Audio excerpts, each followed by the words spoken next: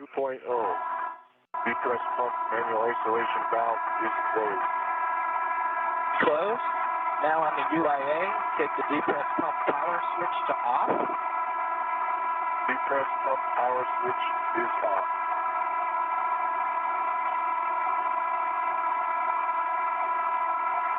Guys, when the crew lock DPDT gets about to zero, expect an alert tone. And Bob, for you, when the EV hatch delta P is 0.5, you can go ahead and open the EV hatch. Copy.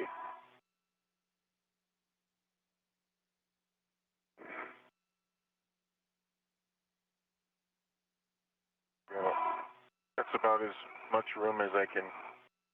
I think that'll work. That'll work. Yeah. Going to be a few minutes, obviously, but it looks like you guys have some room now.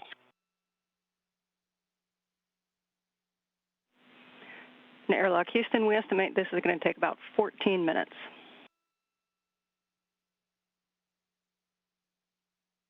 We copy 14 minutes.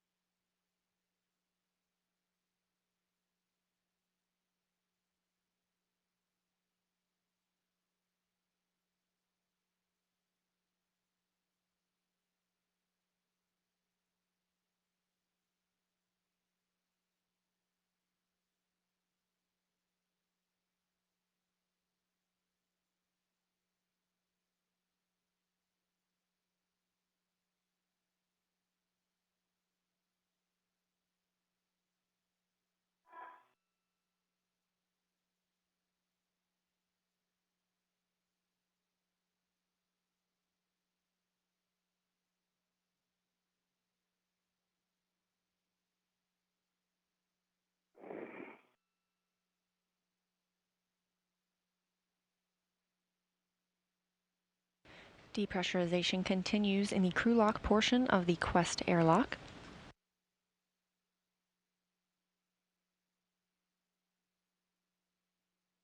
Once the astronauts switch their suits onto internal battery power, that's when our timer for the spacewalk will begin.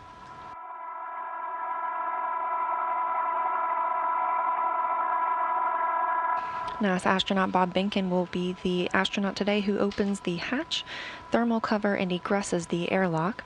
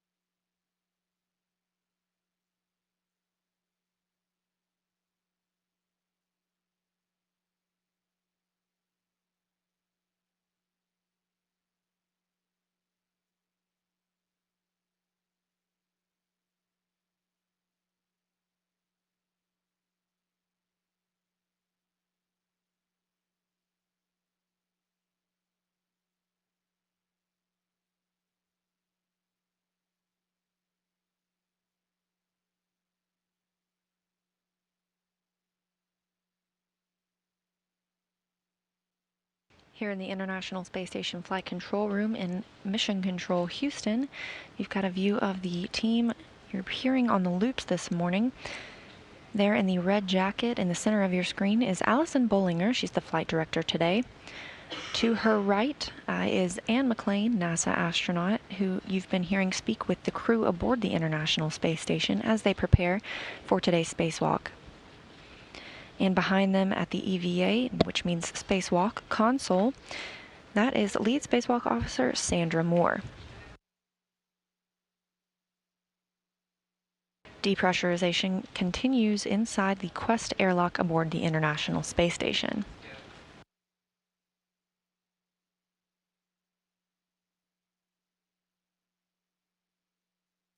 In the blue shirt there that you just saw enter the picture, that's Joshua Kutrick, Canadian Space Agency astronaut, who you can expect to hear once the astronauts are outside the hatch.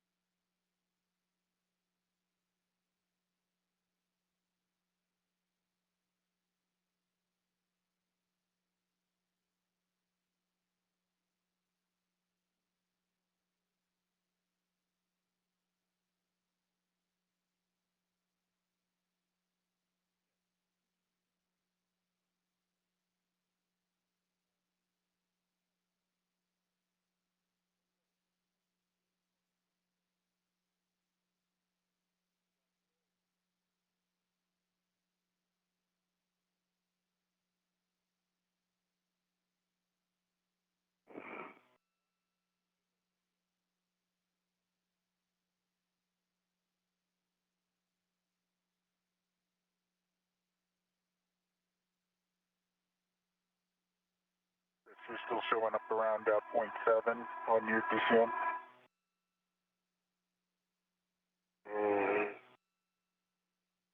6.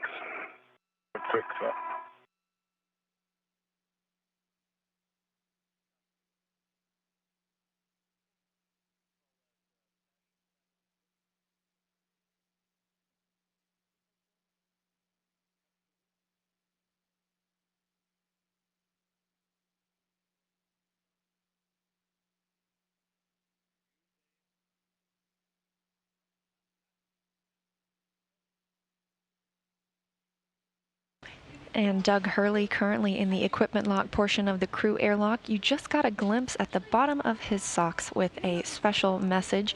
It said Karen plus Jack, a shout out to his wife and son back here on Earth.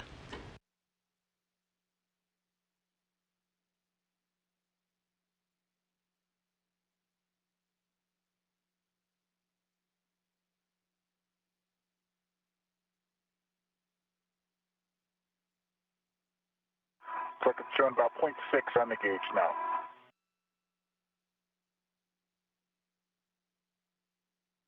Copy.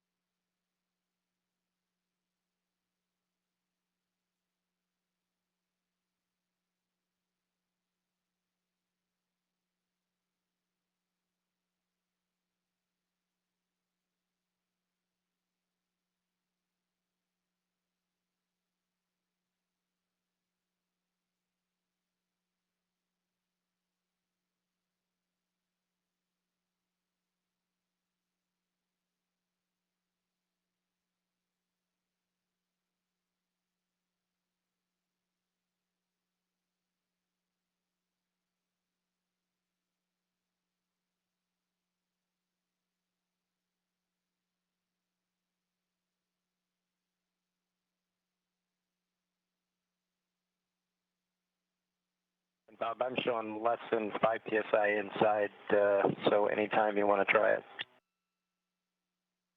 Great, still showing about 0.6 on the gauge here, so I'll go ahead and open the hatch. Okay, Houston, any problem with that? No problem. We like the plan.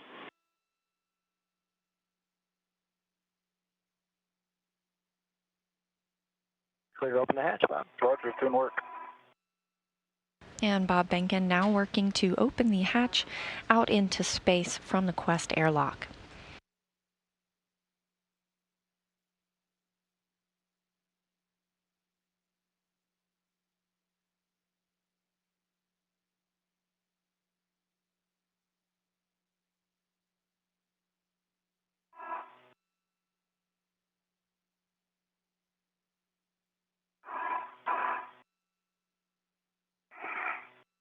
See, the hatch is open.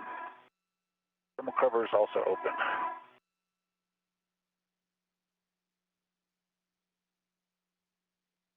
Copy all. And with that, I'll hand you guys over to Josh. Good job this morning, and have fun out there. Thanks, Doug. Thank you, Doug.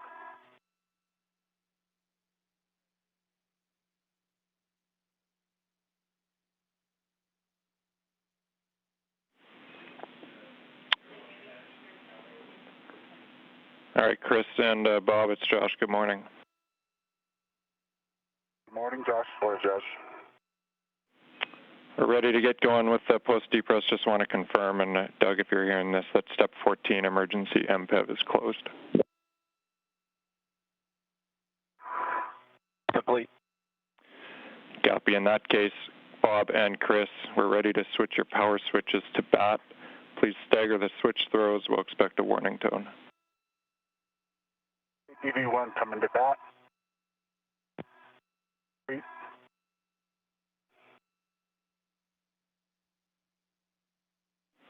E2 in BAT.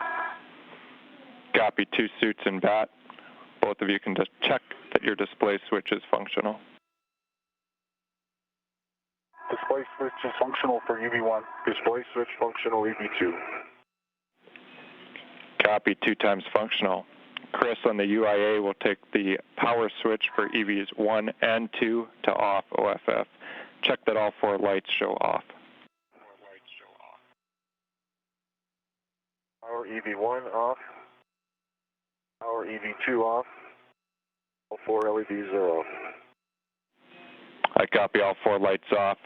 For both you, Chris and Bob, we can disconnect the SCU from your DCMs, install the DCM cover, and we'll stow the SCU in the pouch. Let me know when that's done.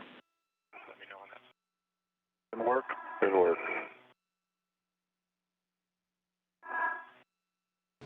And with the spacesuit switched to battery power, the spacewalk has begun, officially at 6:10 a.m. Central Time, 7:10 a.m. Eastern Time, as the space station was flying over South America.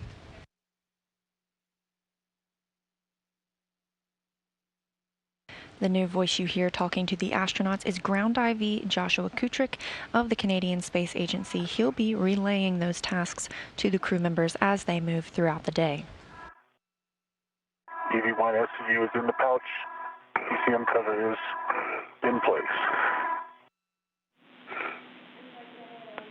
Copy, EV1. And EV2 SCU in the pouch and stowed. Copy. 2 SCUs in the pouches and stowed. Chris, you can take the depress pump manual isolation valve, check that it's closed. Chris, manual isolation valve is confirmed closed. Copy. For both suits, temperature control valve to max hot.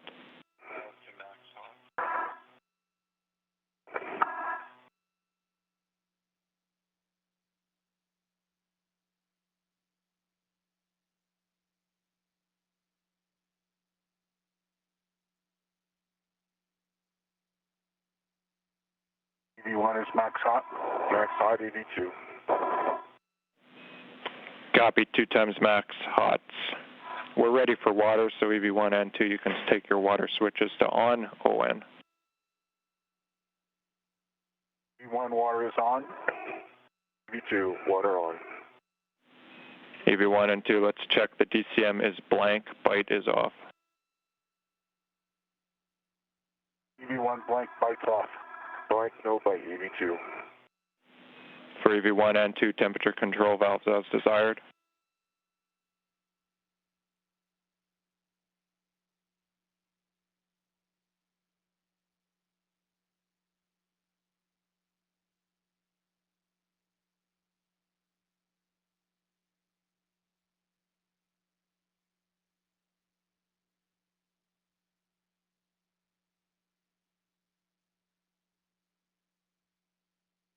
EV1 set to 5. EV2, 4. Copy 5 and 4, thanks for that. Next, I'll take your suit P gauge value. 4.2 for EV1. 4.3 EV2. 4.2 and 4.3. Visors you can set as required. We're expecting mostly sun all day long. Copy that.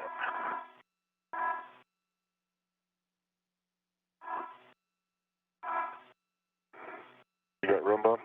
I do. My visor is set, Josh.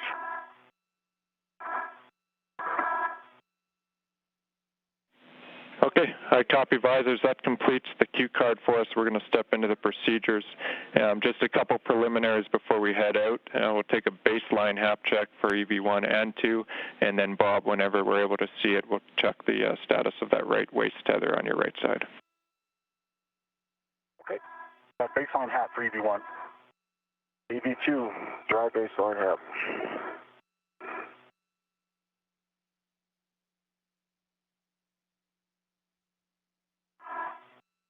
You'll hear a few more HAP checks throughout the day. That stands for Helmet Absorption Pad. We have a go for egress, Josh. And we are go now, so Bob, you can open the thermal cover, egress the airlock. The thermal cover is open. I'm egressing. We copy. Bob, you'll want to inspect your safety tether reel on the forward D-ring. My safety tether reel on the forward D-ring looks to be in good shape. Copy that. Chris, you'll be... With the low delivery track verified unlocked. We copy unlocked. And Chris, over to you how you want to do this, but you'll want to get ready to the S3 boom with your BRT ret, and then we're going to do some checks to make sure the camera is fully installed before you hand the ORU bag out. Okay, copy. Forward.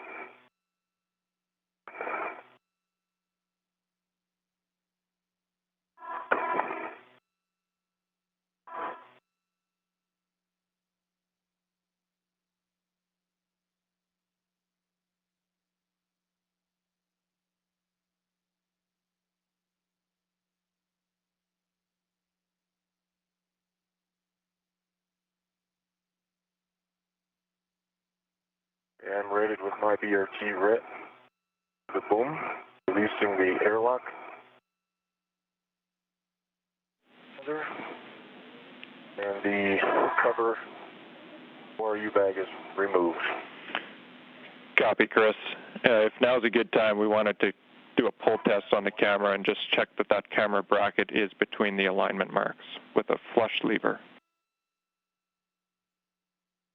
Firm between the alignment marks, and the lever is flush. Copy. We can take a pull test, and then we're ready to send the ORU bag Bob's way.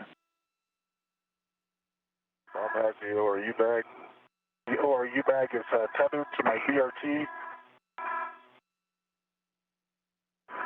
and it's installed on my BRT. Copy, Bob. When you're ready, you can give Chris his go to egress, and Chris, you'll be doing the same thing, inspecting your load alleviating strap on the aft D-ring. Okay, copy. Gotta go to egress, Chris. Thank you. On my way. Managing boom.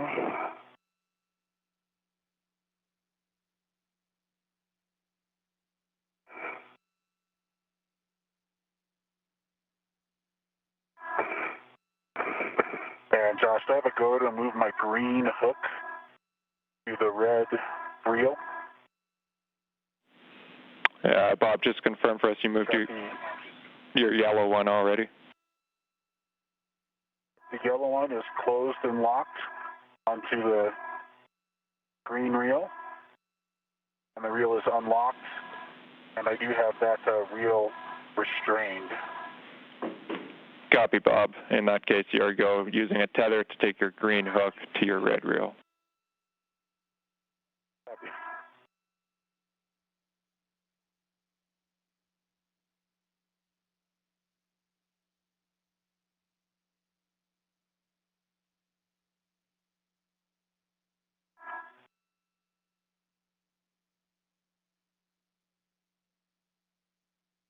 Okay, my green hook is closed and locked onto the red reel. Copy, Bob. When Chris is... The camera is out with Chris.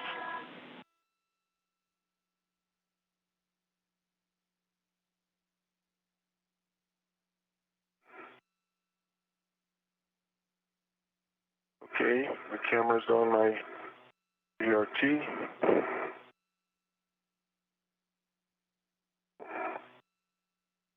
Both astronauts have egressed the hatch and are preparing for their first task of the day. Can I get a go to release my base tether from the airlock D-ring extender? Affirmative, Bob. You're go on that.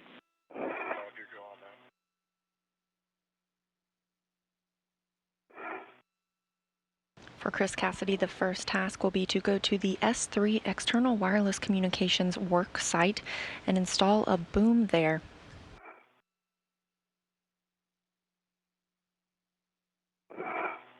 The boom will have a camera attached, which will also have an external wireless communications system. I think it might be more convenient if you can hook my yellow hook over there. Okay. Now's a good time.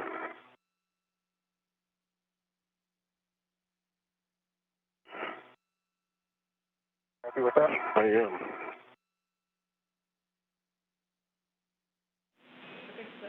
We copy Chris's yellow hook in work. All right. So coming from Urcum Rail 30, which is my green Urcum body, the reel is unlocked.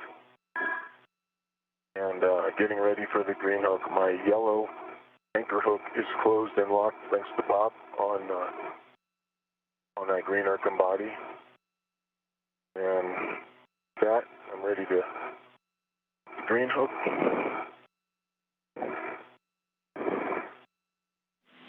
Copy, all standing by for the green hook.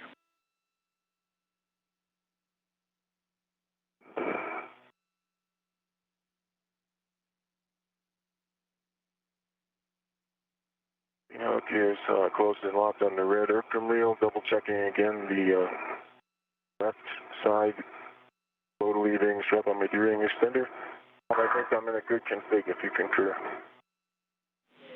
And we concur, Chris. Good config. Bob, we can close the hatch thermal cover, and next step will be buddy checks.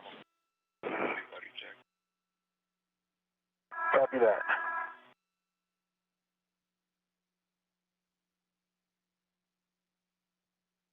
Thermal cover is closed.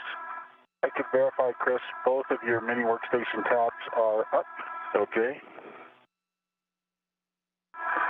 Mini workstation and BRT tabs for you are up. I see the deploy handle is down. Then your left handle is down as well. Both safers good to go. You see mine? Yep. I see your green light. I see your green light. And that last thing I think was the waist tether that goes to my suit, verifying it's closed and locked. See that, Chris? Waist tether going to your suit is verified, locked, and closed. Okay. Looking good. And Houston copies, and we copy the lock on Bob, your last right waist tether there. Thanks for that.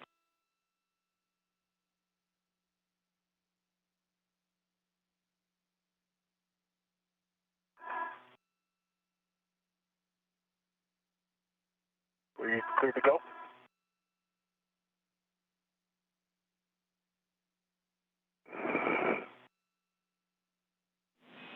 And Chris, you might have said it. We have a couple things we just want to confirm here. So the load alleviating strap that was left outside on the D-ring, can you just run that by us again to make sure it's in a good condition?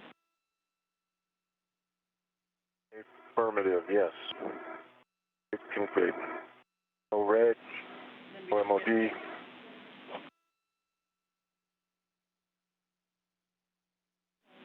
Copy. And then the other two that we're still missing is on Chris, your BRT tab up and Chris's right safer handle down. Right safer handle is down. Yep, Chris's BRT tab is up and both of his safer handles are down. Okay, copy. Good buddy checks. And with that, we are ready to start translating. Bob, you have the lead, and heads up to both of you to avoid the deployed tusk cable all day, Zenith, and need our cedar rail. Copy, copy.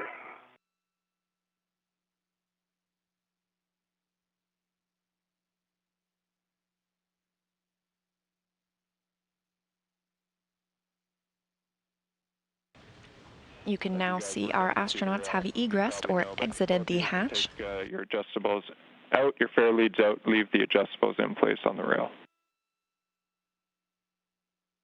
E1 copies. E2 copy.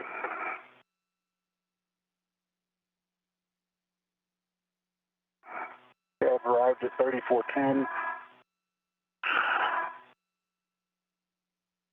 The astronauts are now moving to their work sites. I'll just do yours as well. Okay. Thank you. Sure.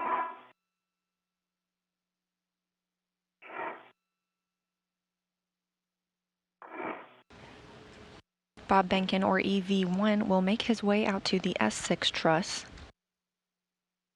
He'll begin setting up the work site for those battery swaps today.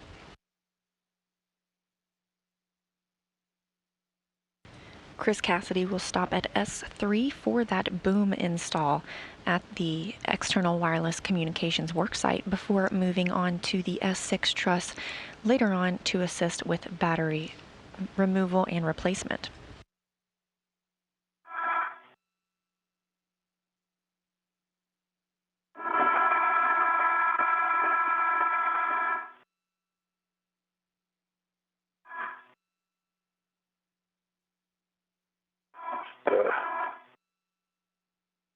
Quick pause here to make sure. Get that seat light. Yeah, that. Yeah.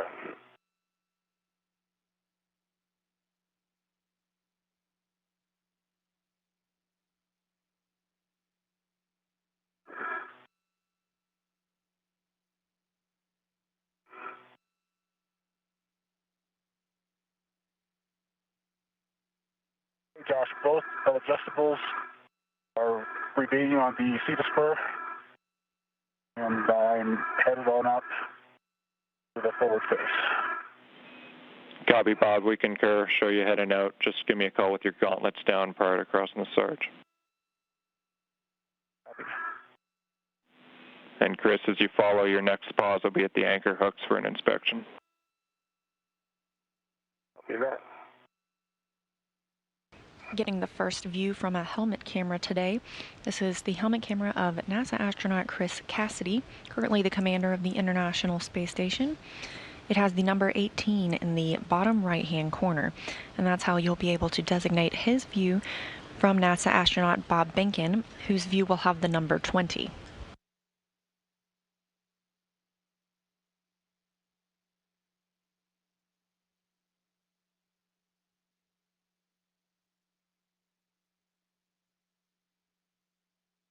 Base 1 for EV2.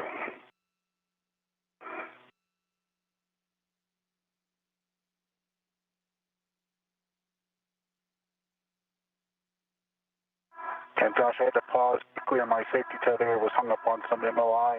I'll report my gauntlets are down at this point. Or gauntlets are up at this point. Down. Copy on the gauntlets.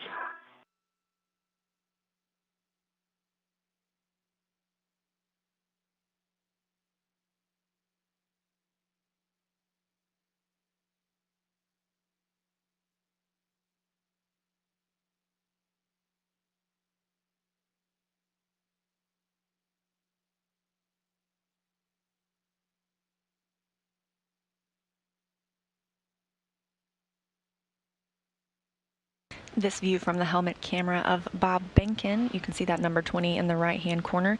He is EV1 today, or Spacewalker 1. And the view below him is, of course, Earth. You're looking at the South Atlantic Ocean as the International Space Station flies 271 statute miles above. Copy that.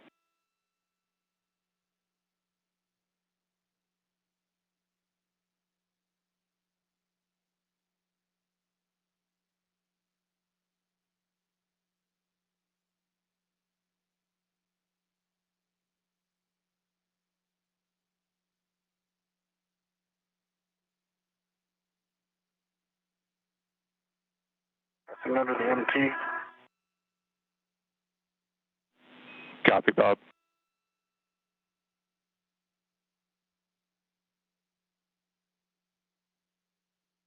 Cedar cart for EV2. Copy, EV2.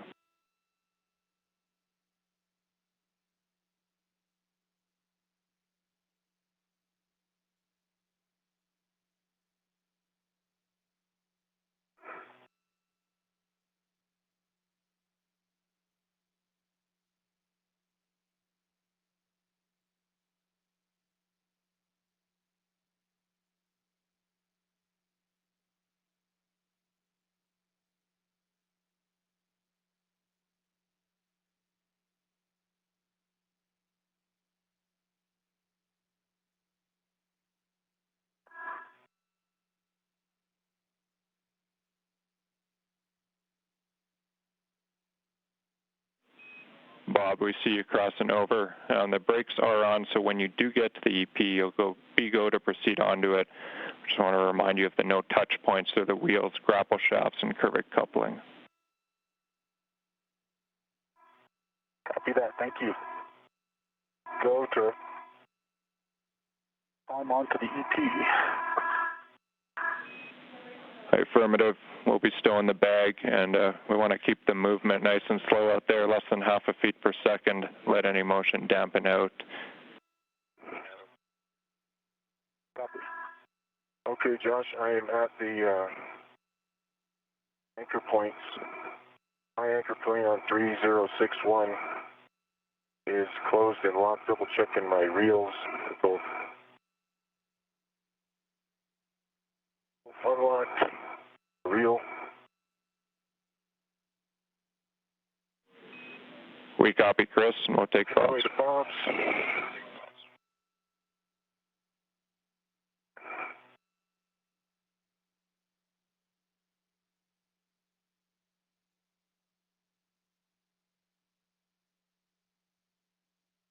$3060 for Bob's anchor hook.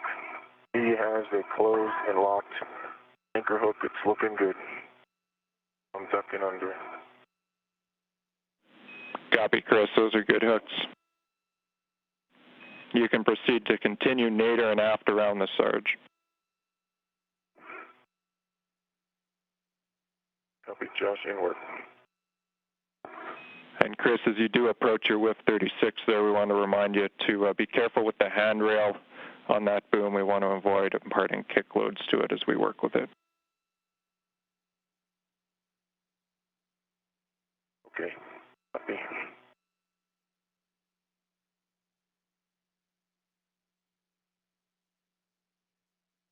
$36, here we go.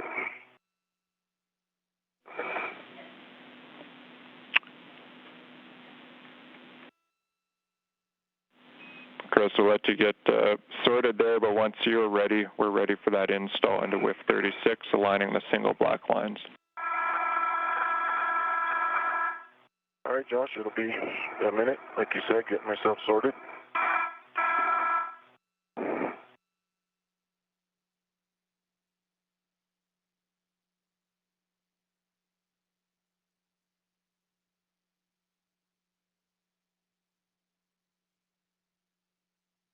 I have arrived at the EP, Josh.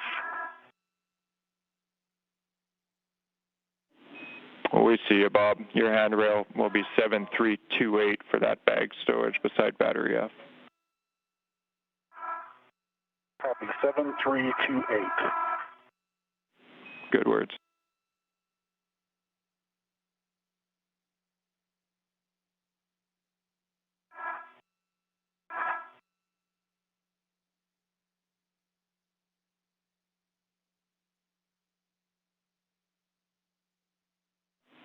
And Bob, before you do so, that bag, your call if you want to remove the camera from it.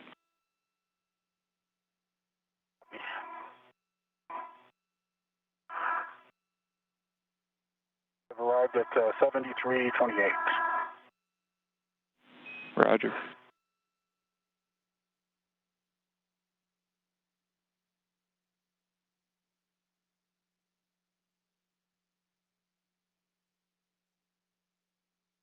Josh, I'm taking off the GoPro before I get the camera installed.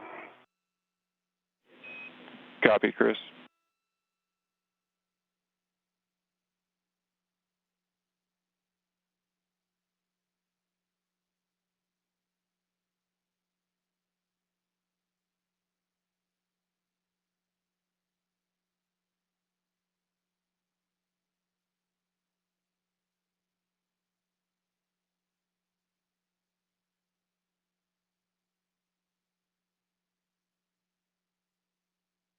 Yeah, I have the GoPro just right here at the base while I work.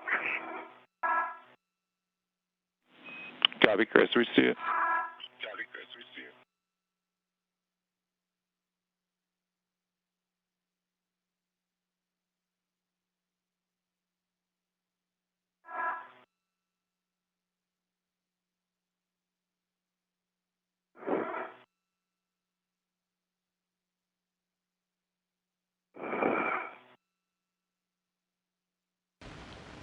NASA astronaut Chris Cassidy now at his first work site today, working to install a camera attached to a boom.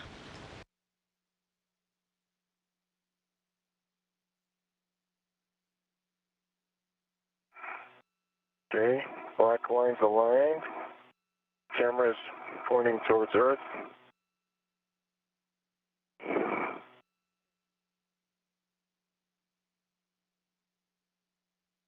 Good wiggle, good pull test. The locking black lines are lined up. We have a good install. We concur. Chris, copy on the pull test.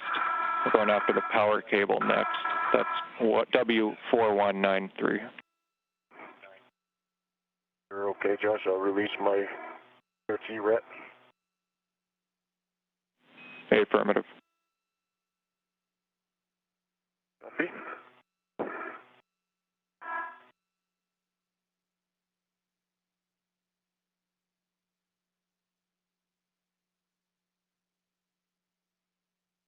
With the camera securely installed, Chris Cassidy will now work to mate power cables and provide power to that new camera.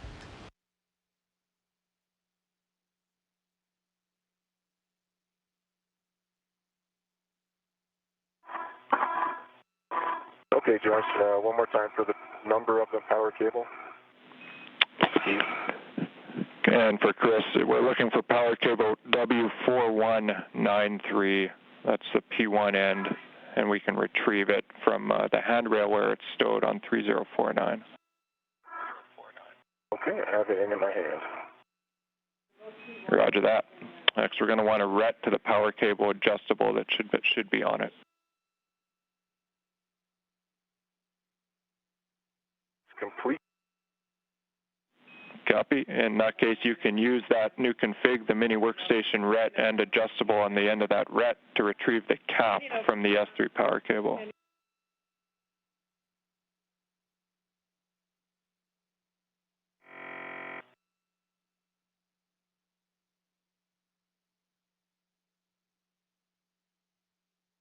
Okay, Josh, the ORU bag is installed on the EP between handrail 7328 and 7329. Okay, good config, Bob. Thanks. Let us know if you took the camera out. Yeah, I'll be taking the camera here, working on that now.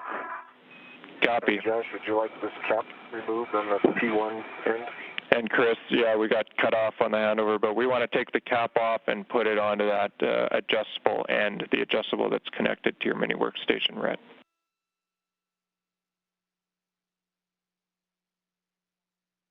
Okay.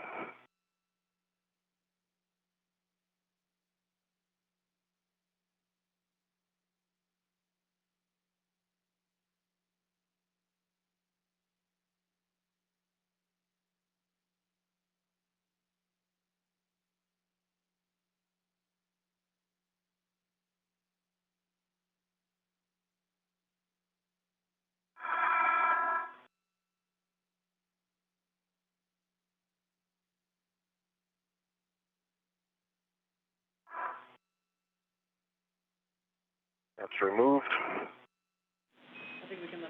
Copy, Chris. Next, we'll be relocating the lens cover ret hook from the small boom handrail to your mini workstation.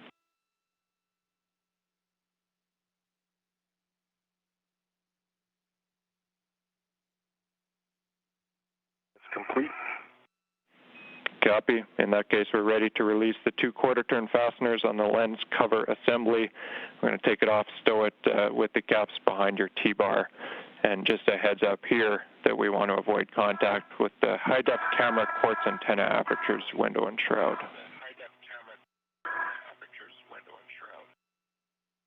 Okay, copy. That's removed.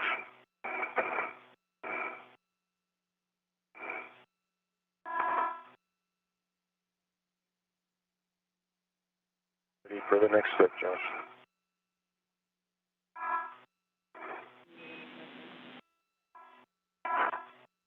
And Josh, I've retrieved the camera. I'll be making my way outboard on the truss. Copy, Bob. You can return to structure. I'll have you verify the S6 with APFR settings before you pass it. And then, Chris, we're ready for you to mate the power cable.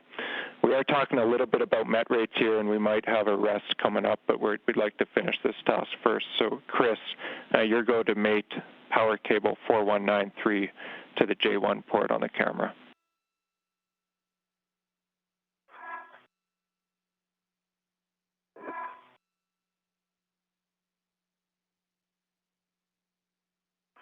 Power cable 4193 to the J1 port on the camera.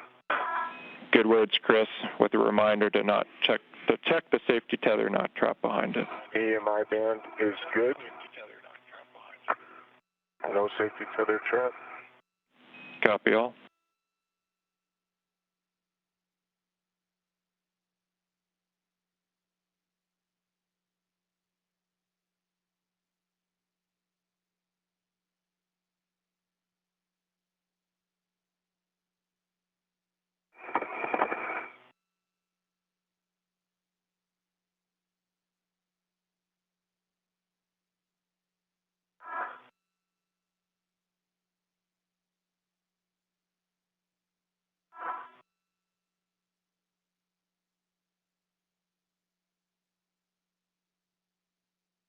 Okay, Josh, go with the APFR settings.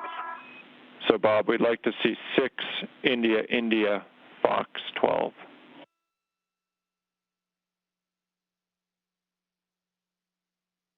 Okay, 6 India, India, Foxtrot. Pin 05, the pins were straight. EMI bands were. And 12 is verified. Sorry, Bob. No worries. That's a good APFR, Bob.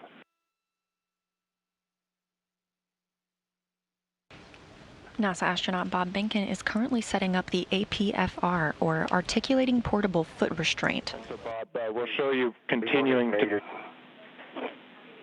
Copy mated, Chris. As I said, Bob, you can continue to translate nice and slowly out to your green hook location 2072. Copy. And Chris, with that mate, we'll move on to the Ethernet connections. You're going to be looking to grab the pigtail. It's labeled Whiskey 4290 pigtail bundle from the wire tie on the base of the boom.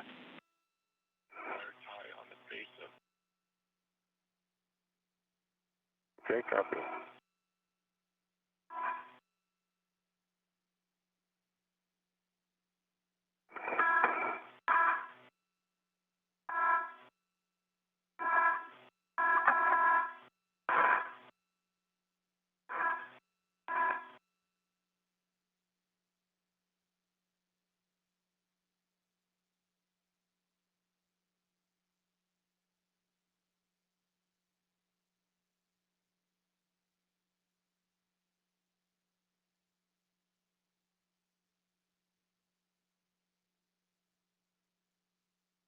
It's released.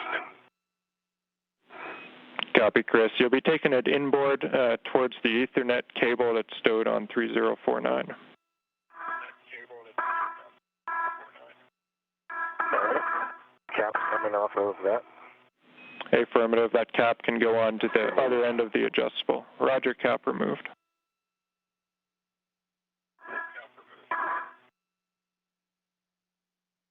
And thus I've arrived at my Green Hook location. Copy, Bob. Green Hook can go there, 2072. And with that, as soon as you have the Green Hook down, Bob, we're just going to pause for timeline for a few minutes. We'll come back to you.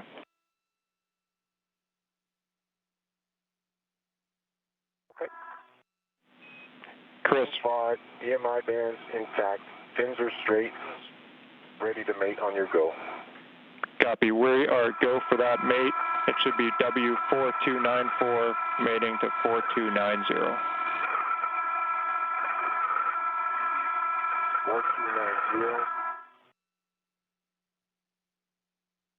4294. Good words.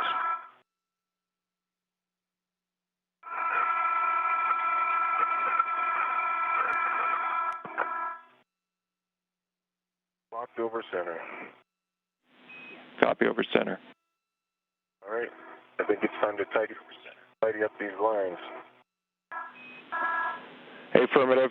A couple wire ties that are pre-installed. You'll be using those pre-integrated wire tie at the top of the boom, one at the base, and then you can secure any more slack all to 3049.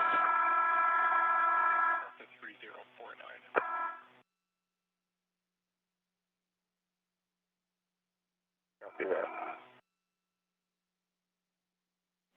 And Chris, just for your awareness, we're putting power onto the boom now, so we'll let you know how it checks out. Thank you for letting me know.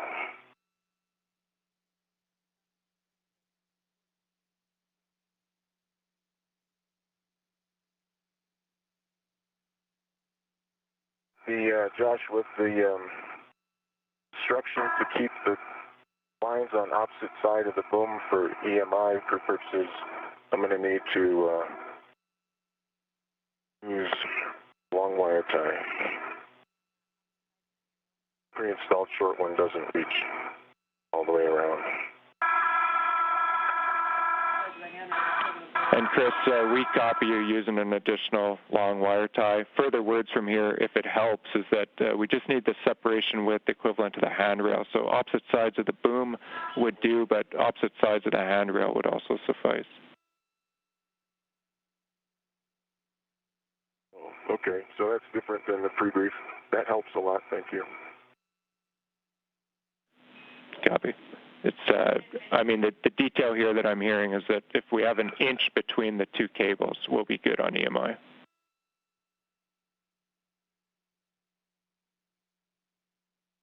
All right, roger that.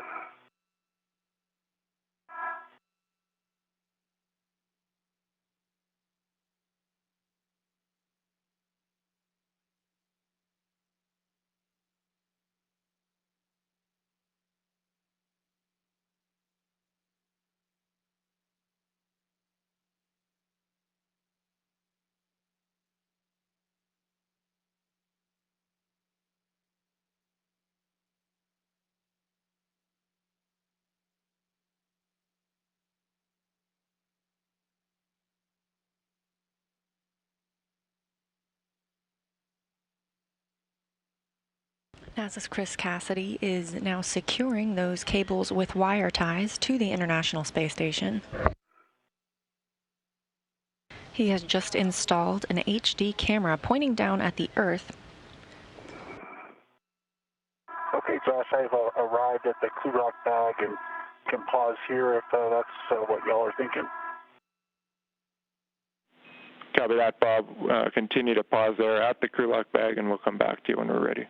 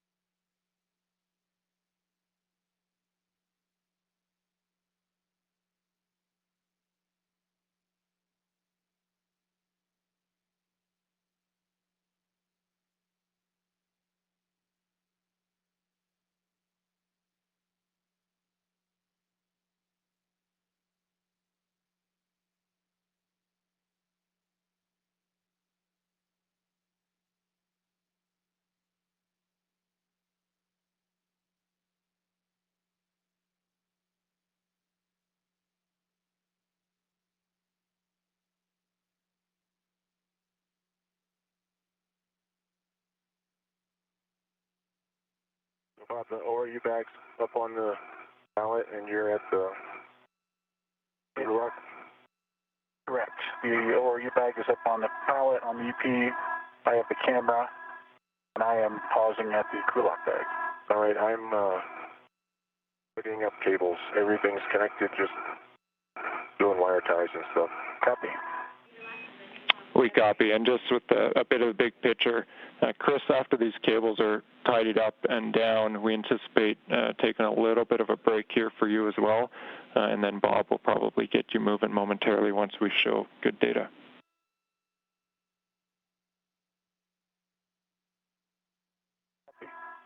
Copy, working at rates.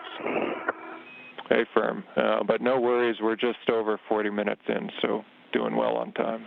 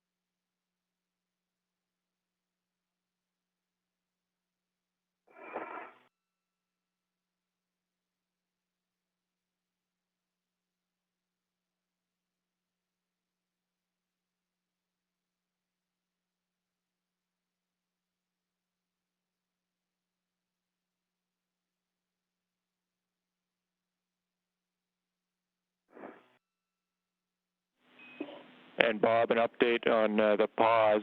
Just as you know, have been showing a little bit higher than normal on you, so we're indicating potentially another 5 minutes in this break, 5 to go. Copy.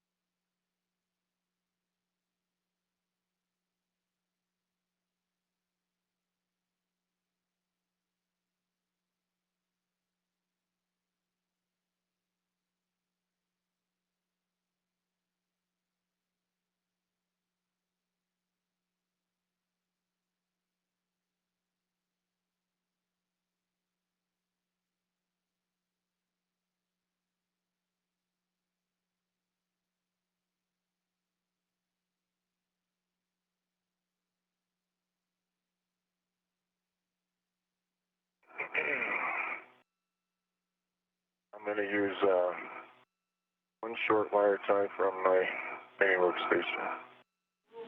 Copy that, Chris.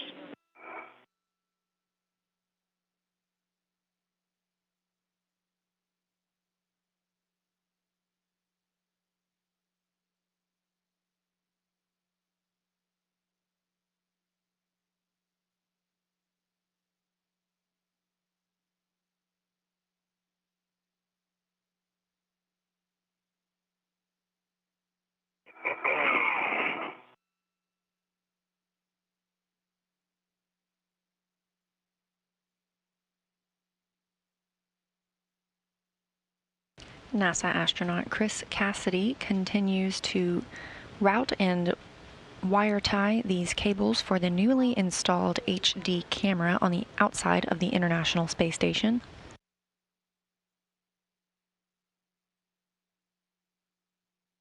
Meanwhile, NASA astronaut Bob Behnken is pausing, taking a brief rest to conserve some of the consumables like oxygen in his spacesuit.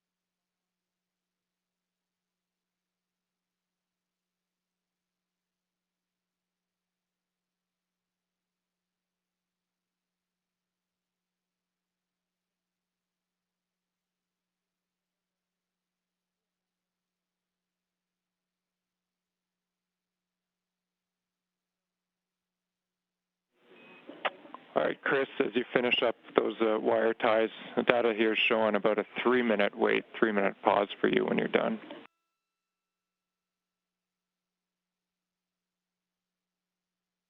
Copy.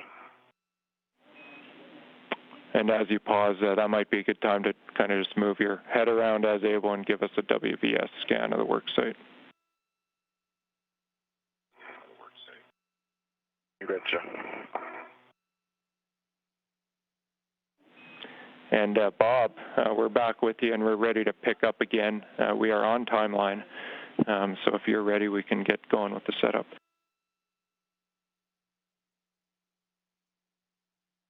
Okay, copy that. I know you're already up by the radiator side there. The caution was to avoid the radiator all day, and then we're going to be looking to reconfigure the crew lock bag. Okay, copy that. And you want the crew lock bag between handrails 2055 and 2050, correct? That's a good config. We can get out of it the pip pin with the hex driver, and we'll configure that onto the PGT.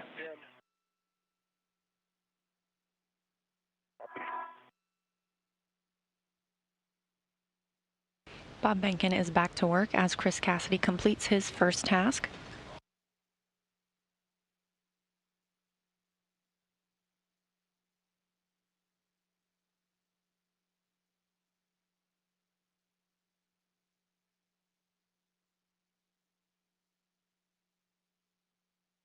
Josh, I've used 2 small wire ties on my mini workstation, or BRT rather. Copy, Chris.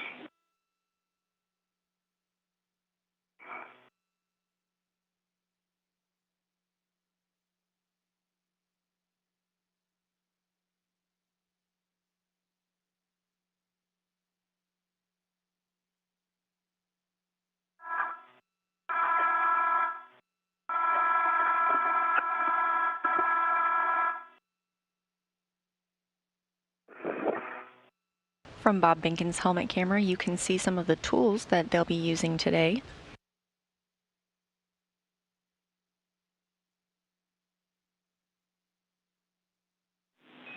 And for Chris, during the pause if it's convenient. Check driver is installed on the PGT. Copy, Bob. Take a full test. Full test. Roger that. So, Bob, we're going to be stowing the PGT on battery 4's H2 scoop using that adjustable. Copy. The other end with the Red series. And it's going to go on the Red series back to the crew lock bag if that's what it was. We missed that. I'm sorry, nothing else out of the crew lock bag, so I'll close that up. Good words.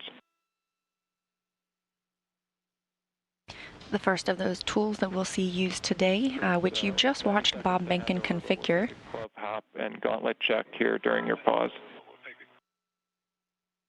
That'll be the hex driver attached to the PGT, or the pistol grip tool. Gloves.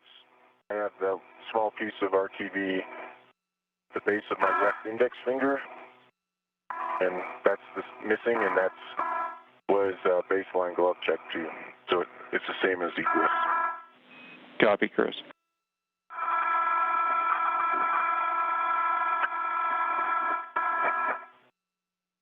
GoPro survey complete. Roger.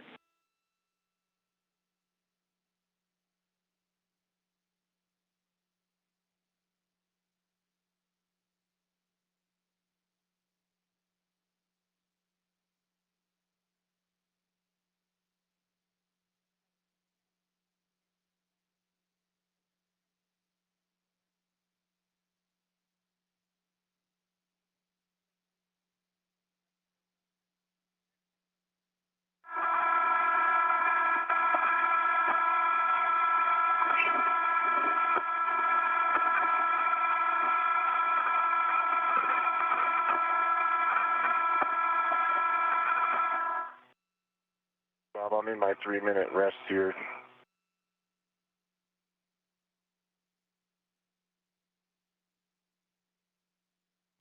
NASA astronaut Chris Cassidy finishing up a brief pause.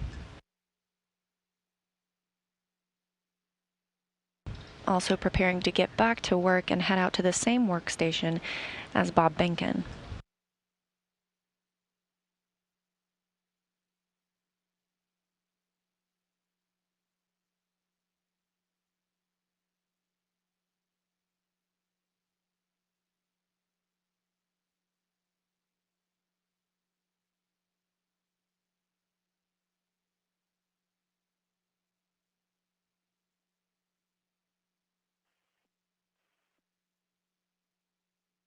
And the Red series back to the crew lock bag.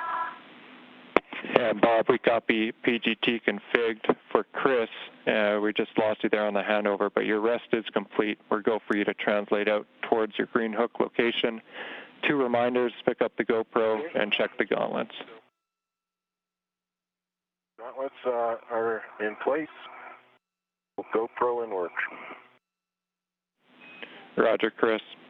For Bob, next up we'll be headed down to your APFR, and we want to check the settings there when we see it. Okay.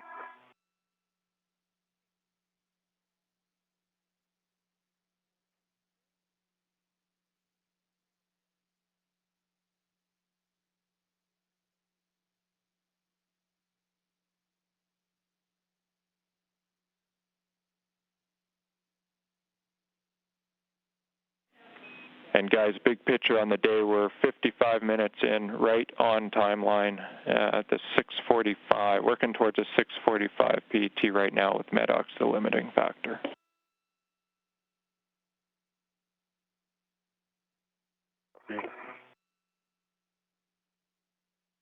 Josh, I've arrived at the APFR 12, Quebec, Foxtrot 12.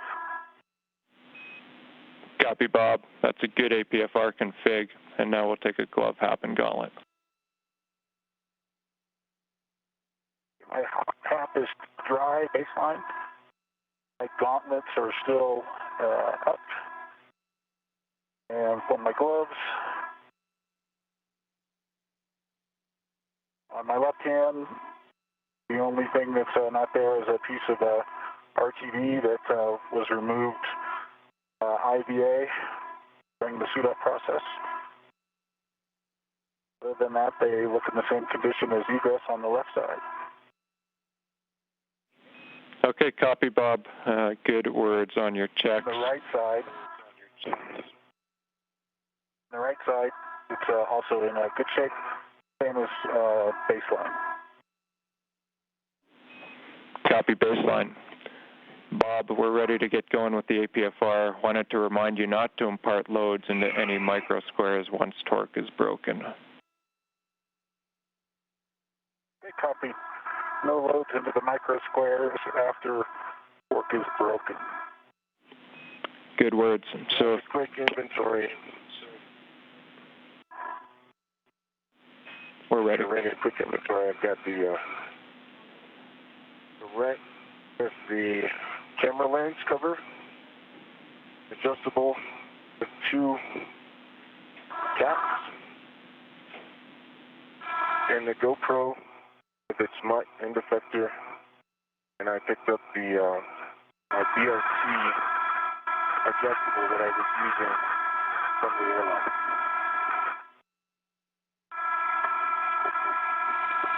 Copy, Chris.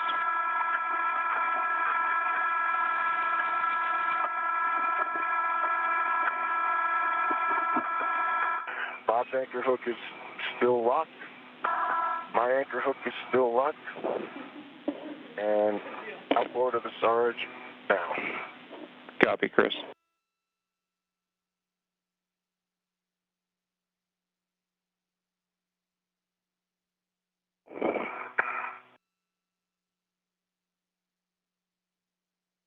As you can see from NASA astronaut Bob Behnken's helmet camera, he is beginning to ingress or enter the APFR.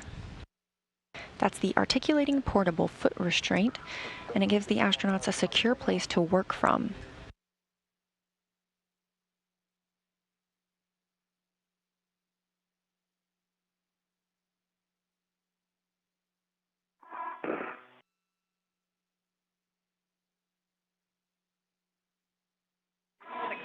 And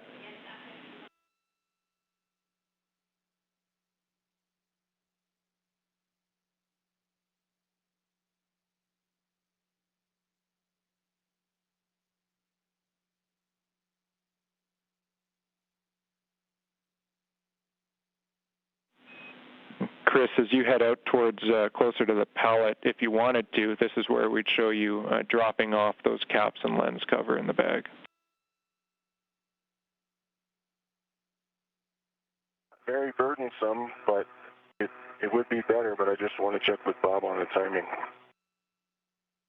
You about ready to get in the APFR, Bob? Yeah, I think carrying the covers and stuff with the batteries on, we're going to probably want to get rid of them at some point. So. Okay. If you don't mind waiting a second, I'll do that. Yeah, we concur.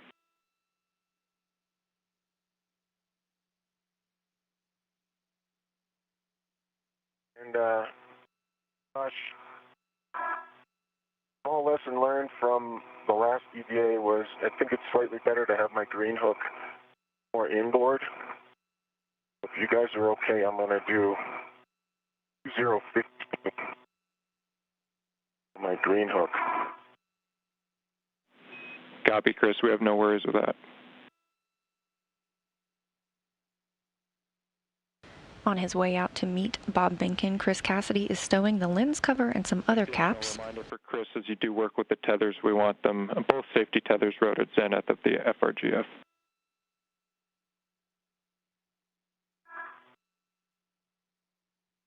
Okay.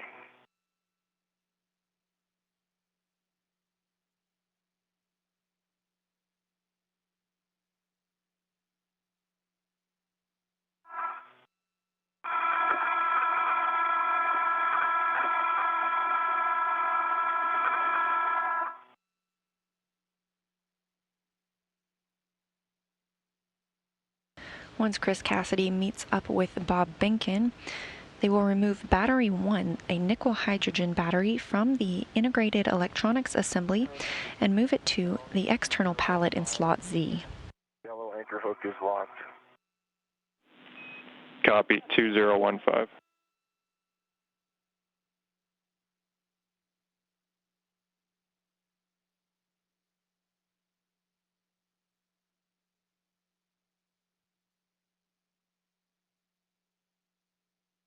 Looking for a go to translate on the EP.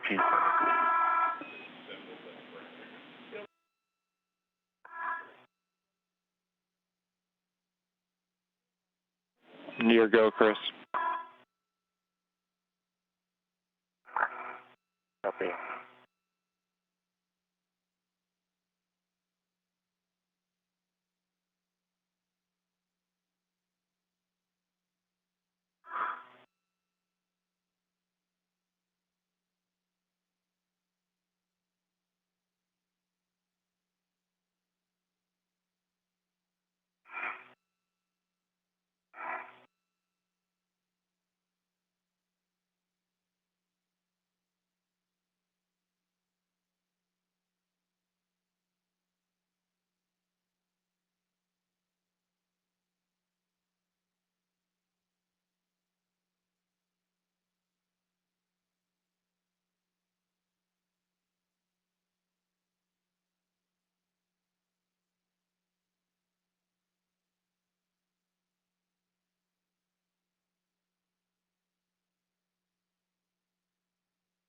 Josh,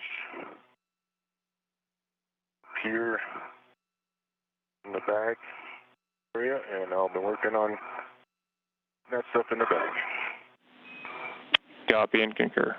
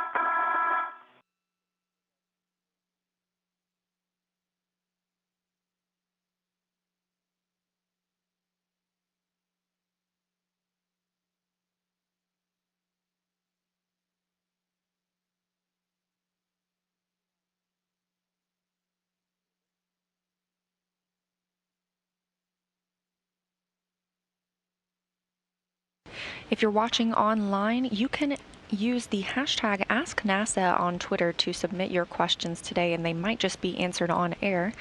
We have one coming from Angelo Polino asking where the old batteries will go. That's a good question, and there are a few answers. Some will be put on the external pallet, which will eventually be sent back to Earth to burn up in the atmosphere. Other nickel hydrogen batteries, those aging batteries, will be placed on top of adapter plates for permanent storage. However, they will not be in use at that time.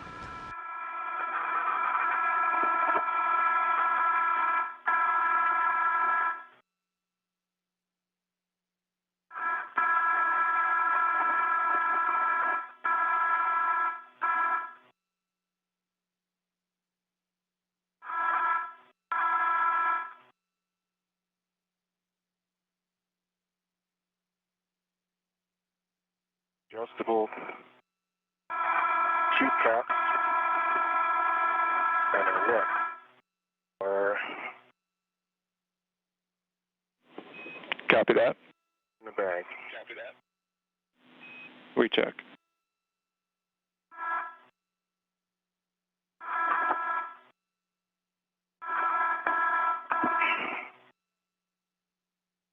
Closing up the bag.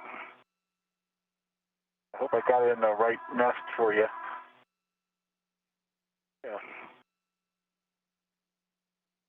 It'll slide a little bit too, it looks like.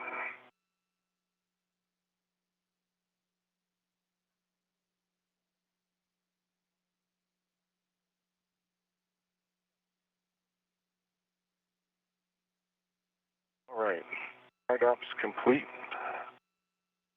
Down to a nominal mini workstation setup, which is very nice. And heading back on. Copy, Chris.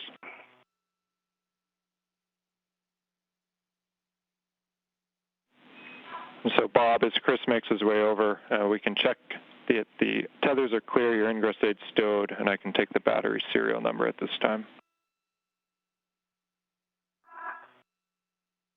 Yeah, tethers are clear.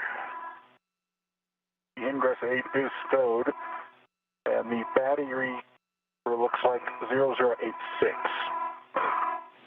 Copy, 0086. That's a good number. You can ret Bob to the H2 scoop.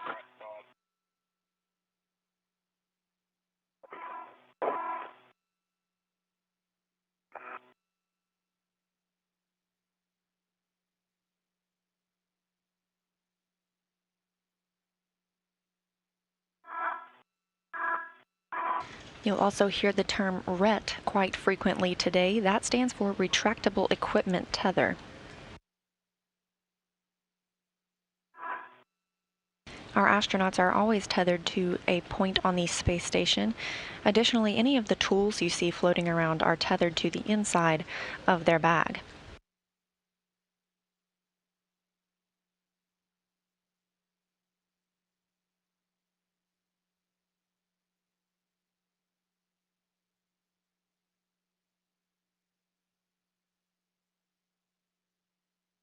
Gosh, and Bob, one more thing to just drop down to make translating easier is dropping the GoPro.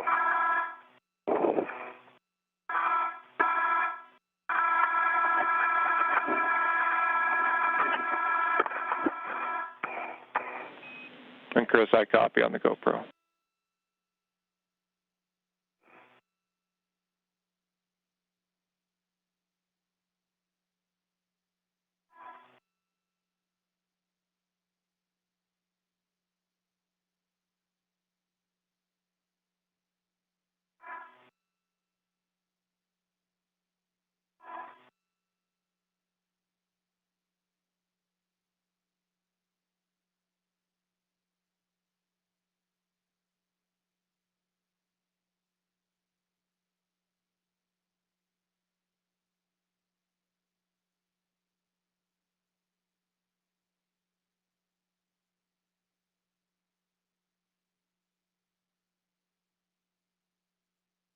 Sorry, Bob, thanks for your patience. I'm headed your way right now.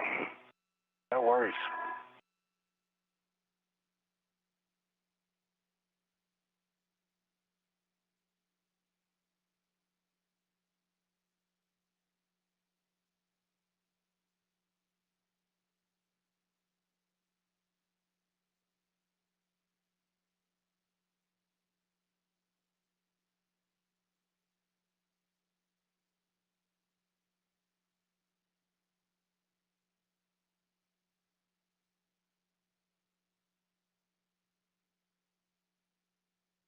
Take it down.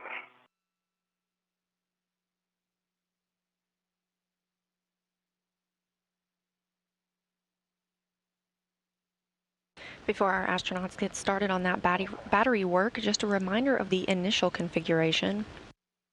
There are currently 6 nickel hydrogen batteries on the integrated electronics assembly, and on the EP, or the external pallet, there are 6 lithium-ion batteries.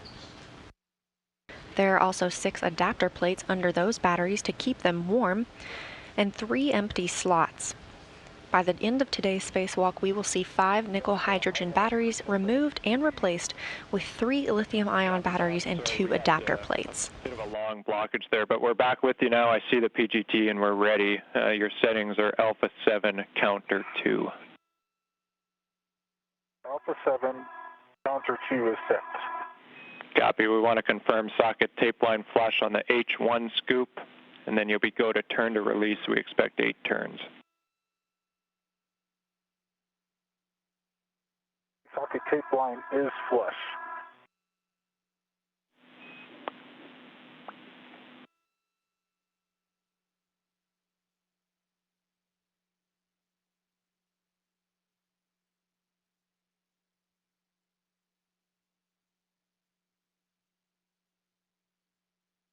there's 8 turns. The indicator indicates unlocked.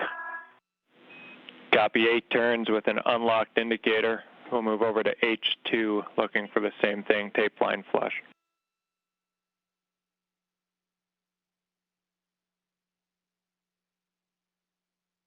In Houston, 8 turns on H1, indicator indicates unlocked. And Bob, I got you. Yeah, Bob, sorry, it's a funny blockage. We did hear you, though. We checked complete on H1. We can go to H2. I am tethered. Roger. So on affirmative. Bob, we can go to H2, tape line flush. We expect 19 turns. Copy. 19 turns. Indicator's moving, the battery's moving out. Copy. Bob Behnken is currently using the PGT, or the pistol grip tool, essentially a drill, to remove 2 bolts from battery 1 on the integrated electronics assembly. Looks nice and smooth. Yep, I think it's all the way out, but it's full turns. There we go. PGT. I've got the PGT.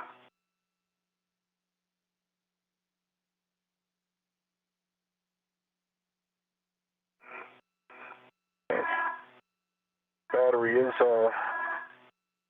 disconnected here. I'll wait for you to get into a good position. Expect I'm giving you H1 since I'm tethered to H2. Affirmative, H1.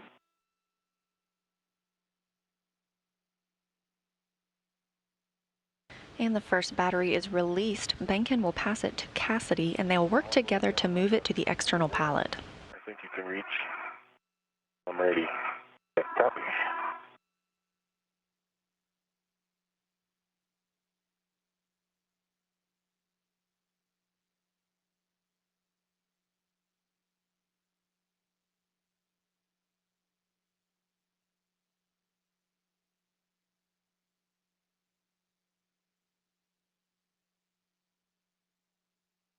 You have control. Okay, you have control.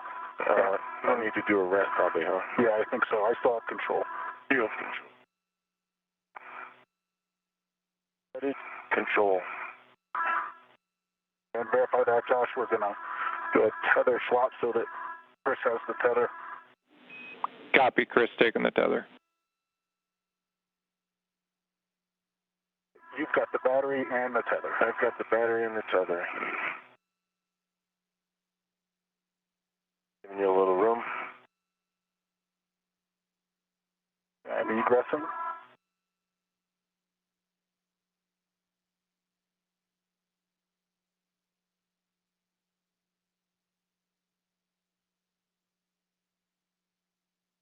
You'll hear a lot of communication between the astronauts as they move these batteries from one platform to another today. This is called shepherding or inchworming, meaning they'll move slowly down the truss segment. They'll each call out, "I have the battery," or "You have the battery," ensuring that one or the other is always in contact with that nickel hydrogen battery.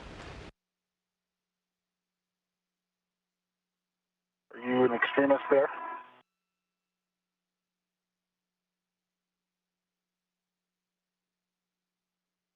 I want to move one handrail further inboard. Okay, you've got control.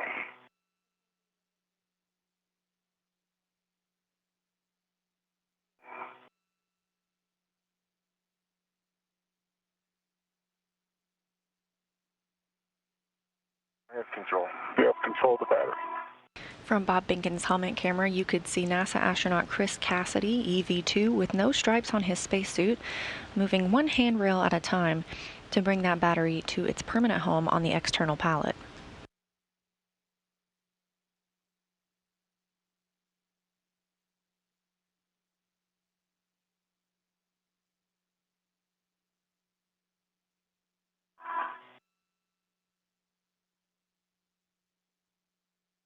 I have control of the battery.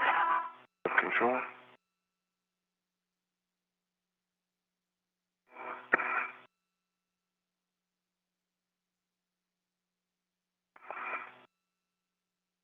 I have control of the battery. You have control of the battery.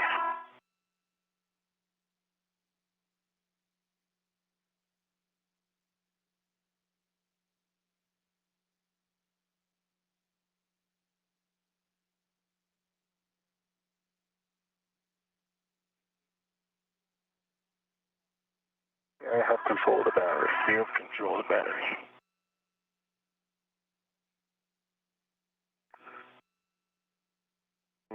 Here's that spot. Can't reach all the way to the connect across the T. Okay. I have control, so it'll be a short hop. Okay, you have control. I have control. And the battery work today is obviously now underway. That first battery, nickel hydrogen, having been removed. Just prior to that, Chris Cassidy installed a new boom and HD camera to the International Space Station. He then moved over to work with Bob Behnken in releasing this first battery. As we mentioned, a nickel hydrogen battery originally on the integrated electronics assembly, and they are now shepherding or slowly moving that battery down to the external pallet. Still have control. I can make it to the T. In this view from Chris Cassidy's helmet camera, you can see Bob Behnken EV-1 or Spacewalker 1 with those red stripes around the legs of his spacesuit as they pass the battery between the two.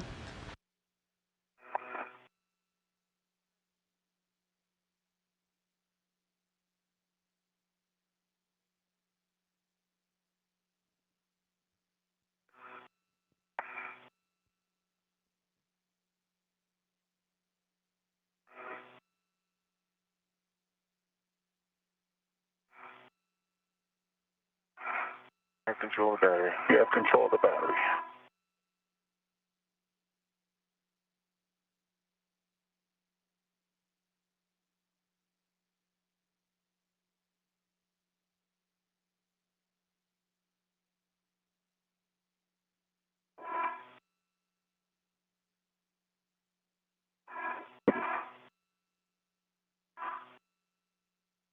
I have control of the battery.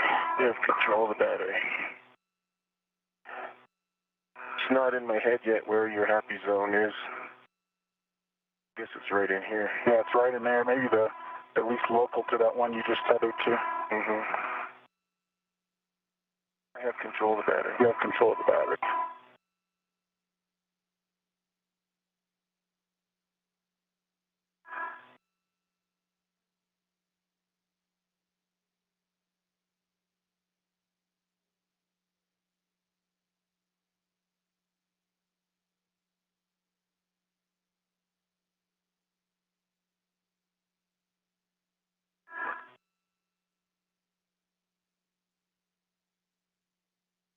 You have control of the battery. You have control of the battery. And I'll just take your input on when you're ready for me to get up in there. Okay. As I'm concerned, it's now, but I just want to get you in a good spot. Okay. I'll let you take the battery. I have the battery. Okay. Do what you got to do. Okay. And Chris, you are go when able to ingress brakes on. Copy, Josh. Thank you.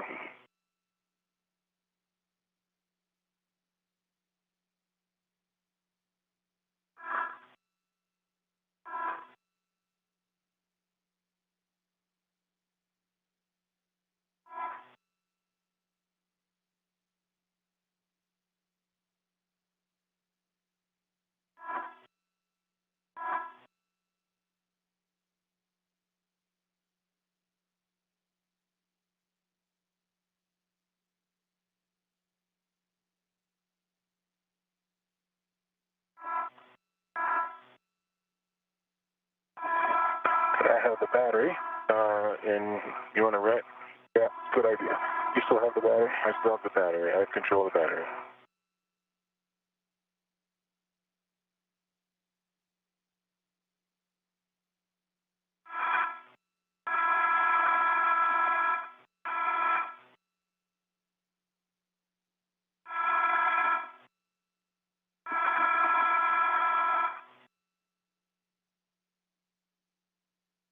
Yeah, I have the battery. And the rat. And the rat. Releasing my rat. Okay, it's all yours. One in.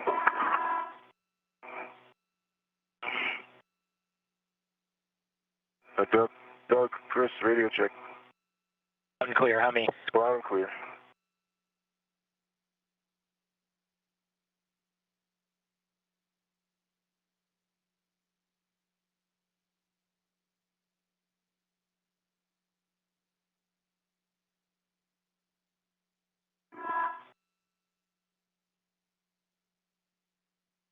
Surprising how close the pallet is.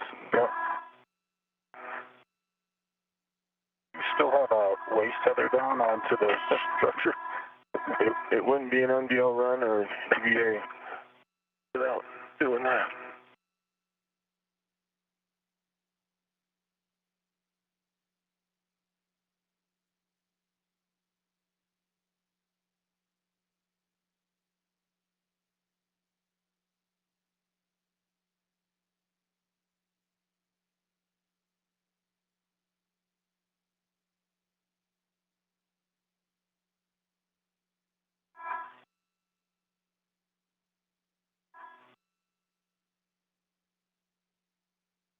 Tether okay? It's taking an interesting route around that FRGF, but I think if you keep it in front of you right there, you'll be good. Yeah, you're good.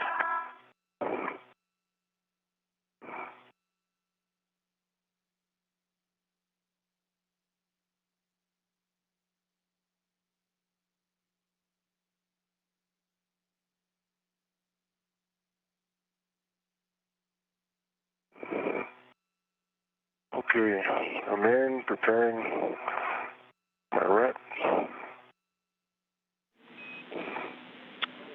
We copy and concur. You'll want H1 in your right hand. Okay, I'm ready, and I have control. Okay. You're rat? Get my rat. You have the rat and the battery. I have the rat and the battery. Chris, a reminder as you soft dock here to stay less than 20 pounds for us. 20 pounds for us. Okay, copy. Okay, Doug, I'm going to need stand by. Be okay.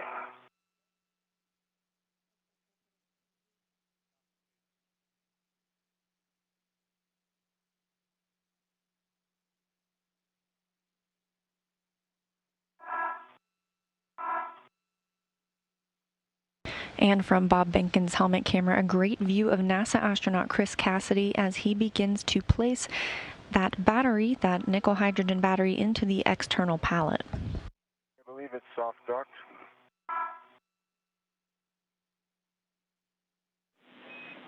Copy. My PGT. Roger, we have settings when you're ready.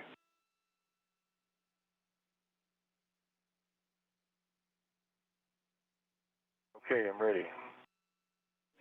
Alpha 7, clockwise 2. Alpha 7, clockwise 2. Set. Good words. Turning on H2, confirm socket tape line flush. H2. Roger on that socket line. Copy. Year go to turn. We're driving 2 torque, expect 16 or 17 turns. 16 or 17 turns. Here we go. Cassidy is using the pistol grip tool to drive one bolt and secure that nickel hydrogen battery to the external pallet. Copy. 5 for 16. It's going in. It's moving in smoothly, both sides. Copy. 10 for 16.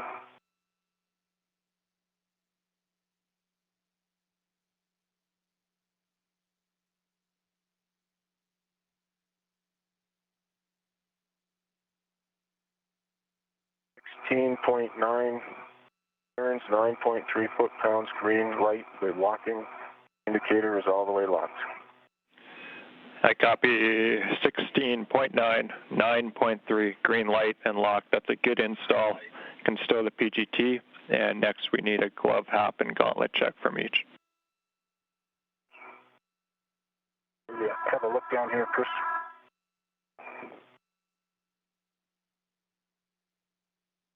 Okay. My hap is still baseline, dry.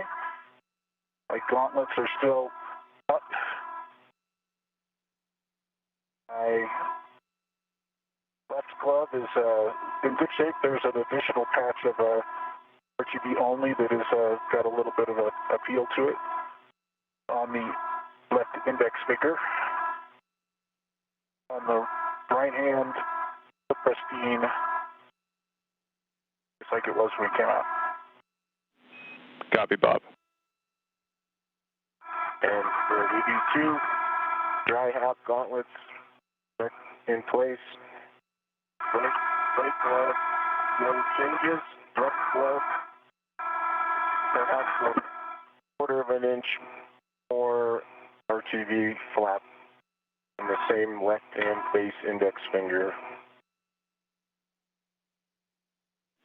And outer layer of it RTV only. Copy, Chris. We see it and have no concerns at this time. You can proceed with retrieving the H1 and H2 scoop, and for awareness on both of you, the met rates are good. Copy inlet. Sitting in the APFR makes a difference. Yeah. It's retrieved. And my finger aid is tucked in. Others look clear. That's clear. We copy, Chris, and with that, when you're ready, you can give SSRMS a go for GCA. We're going to published position F. Ready for you to move to published. I copy. Brakes are coming off, and you're clear of the work site. Clear the work site.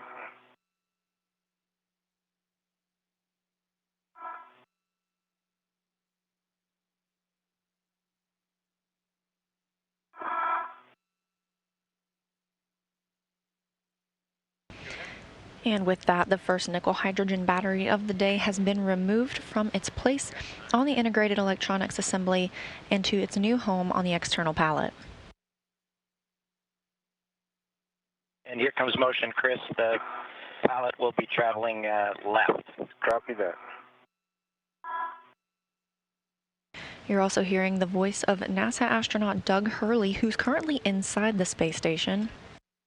He is maneuvering the robotic arm, the Canadarm2 today. You can see some slight motion there. He's moving into place that external pallet, which is attached to the end of the Canadarm2. This will put it in a good position for Chris Cassidy to release the next battery, which will be a lithium-ion battery. He will then work with Bob Behnken to transfer it down to the IEA, the Integrated Electronics Assembly.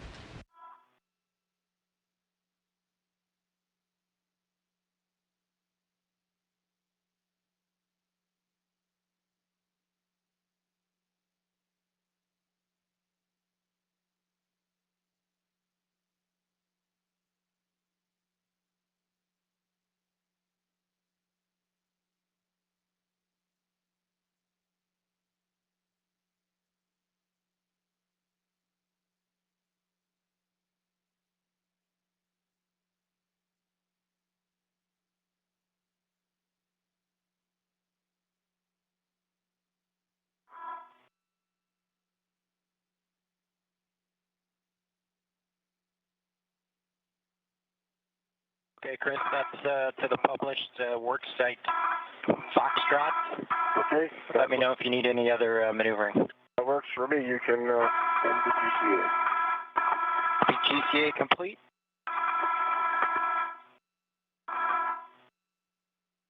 Chris, the brakes are on. Your go for EP ops. Okay, thank you, Doug. All right, Josh.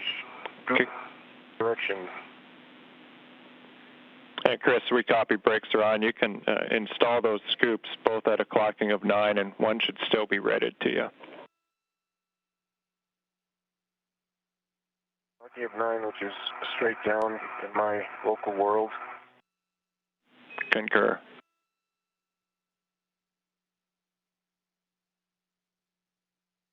It looks like H1 is probably the one for me to stay ready to. By procedure, we had it on H2, but as long as it's readied, whatever works best for you.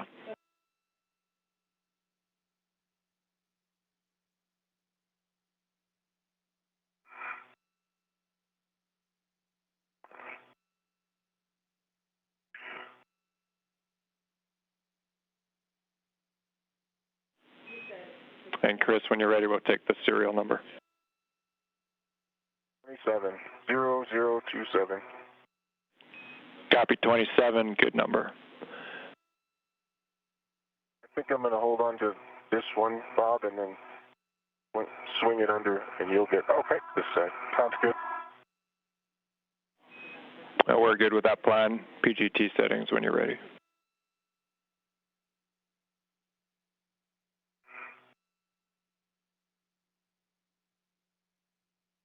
Ready. Alpha 7, counterclockwise 2. Alpha 7, counterclockwise 2. The set. Copy. Confirm socket tape line flush to the H2 scoop. Turn 2 release, expecting 19 turns. H2. Tape line flush. Here we go. Indicator moving. Copy. 3 for 19. Okay, looks like it's coming out evenly. Copy that. This view from Chris Cassidy's helmet camera as he removes battery F, a new lithium-ion battery, from the external pallet.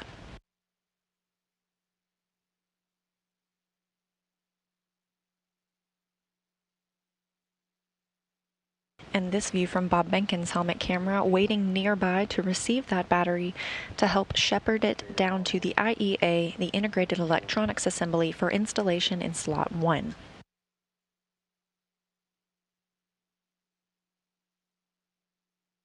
Indicator's in unlocked.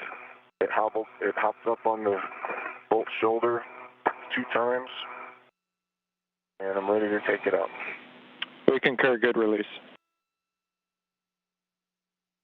You got bad sun this time. Yeah, it's the worst sun you can have, huh? Yeah, direct into your face. Okay, here it comes.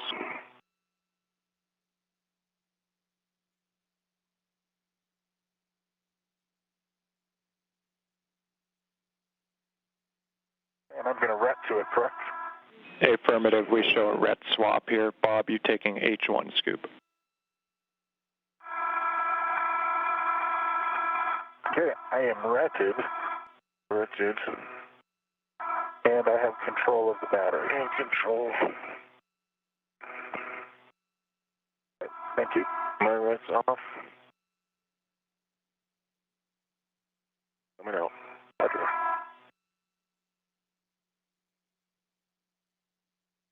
I think there was a EVA questionnaire maybe a couple years ago about, do you really need this hard visor? And perfect example. I think the answer is yes, just like in baseball. Yep. We copy.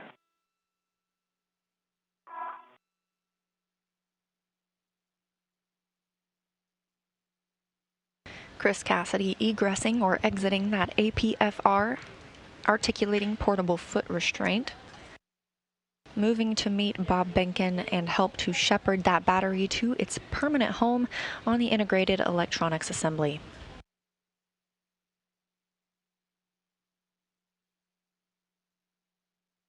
Okay, I have control. Okay, I have control.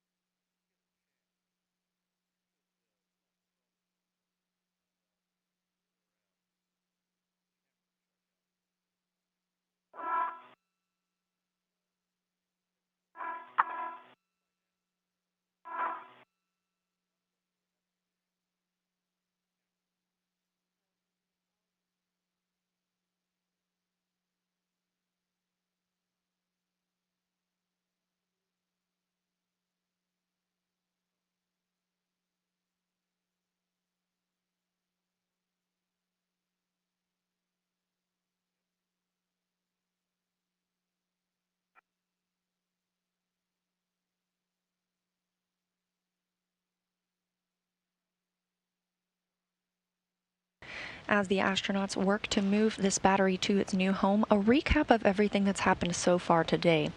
The spacewalk began officially this morning at 6:10 a.m. Central Time when the astronauts converted their spacesuits to battery power. Chris Cassidy moved to the S3 to install an HD camera, and then joined NASA astronaut Bob Behnken on the S6 truss for the first battery removal. That was battery 1, a nickel hydrogen battery, from the integrated electronics assembly. They then moved the battery to EP, or external pallet, slot Z, and just recently we saw Chris Cassidy remove battery F, a lithium-ion battery, from the external pallet. He and Bob Behnken are now moving that towards the integrated electronics assembly for its permanent home. Except for here, all the treads are different. Obviously.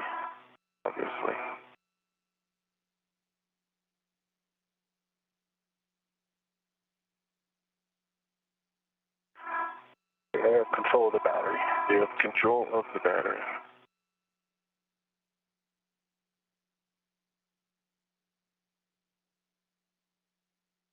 I have control of the battery. You have control of the battery.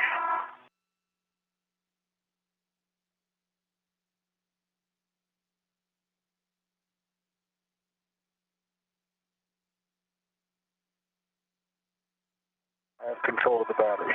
You have control. I'm going to the key. I'm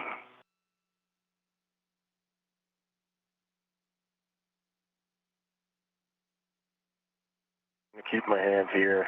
I have control of the battery. You have control of the battery.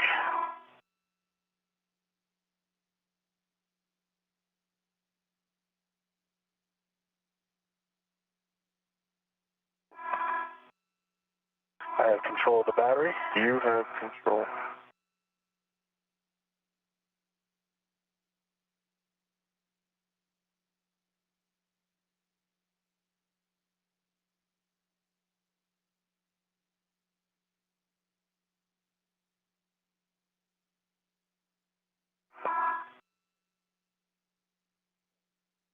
I have control of the battery. You have control of the battery.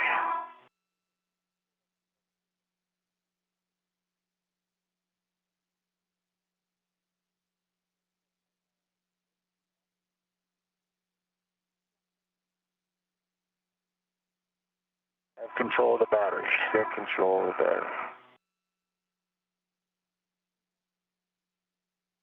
We've got another Ask NASA question coming up. Don't forget to submit yours on Twitter with the hashtag AskNASA. This one coming from Mel, who wants to know what the astronauts do if they get thirsty on a spacewalk. The astronauts are out of the hatch for sometimes 6-7 hours, so we definitely expect them to need a sip of water. They do have a water-filled pouch attached to the inside of the hard upper torso. They have a plastic tube with a valve, and that is adjusted to be near the astronaut's mouth. So the astronauts have water for a drink whenever necessary.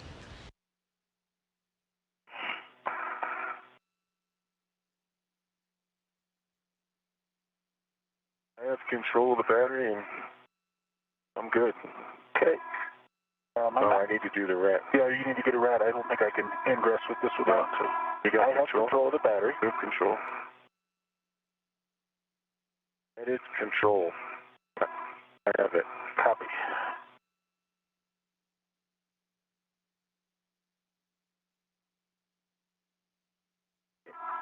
My rat is released. I will ingress the APFR. Copy that. We copy your go, Bob. Just check the gap spanner. The gap spanner is clear. Roger.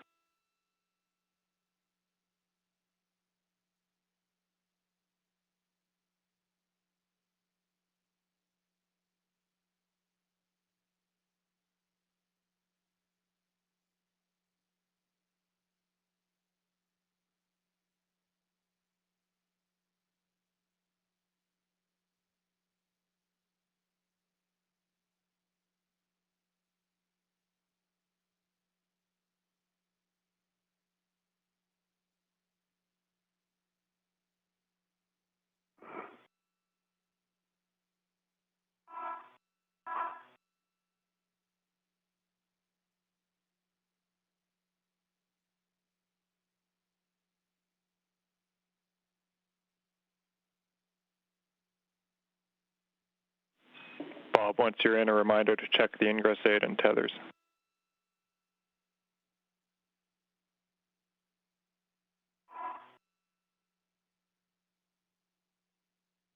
Copy that, Josh.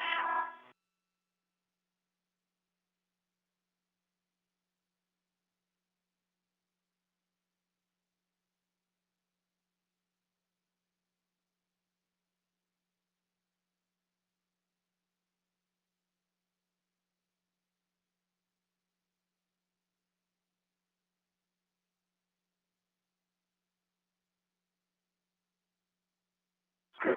I am ingress to the APFR. Copy. Okay, I have the battery. You can red if you want. Okay, I will put a red on it. You've got the battery. I've got the battery.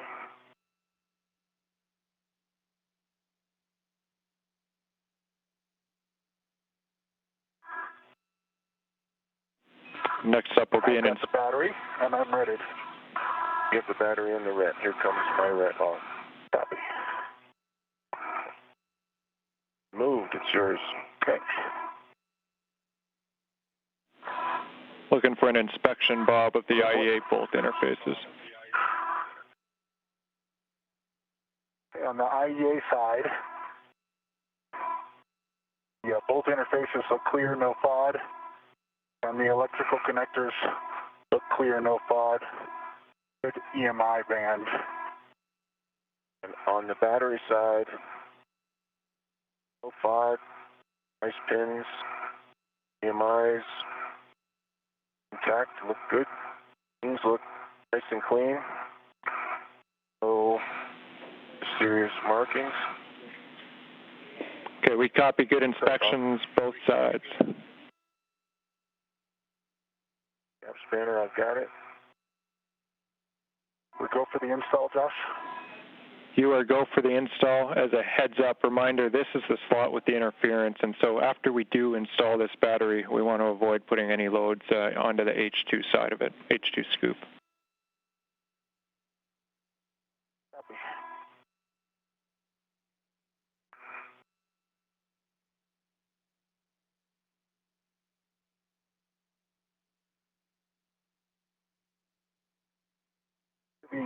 There's the soft dock. Copy soft dock. I have PGT settings when you're ready. Bob Behnken now soft docking that lithium-ion battery into its new home on the integrated electronics assembly. Good settings. We'll confirm socket tape line flush to H2 side, and then drive to torque. We expect 16 to 17 turns. Tape line is flush, 16 to 17 turns. Here we go. Indicators moving. I see the battery going in. Good. Behnken will tighten 2 bolts to secure this battery to the integrated electronics assembly.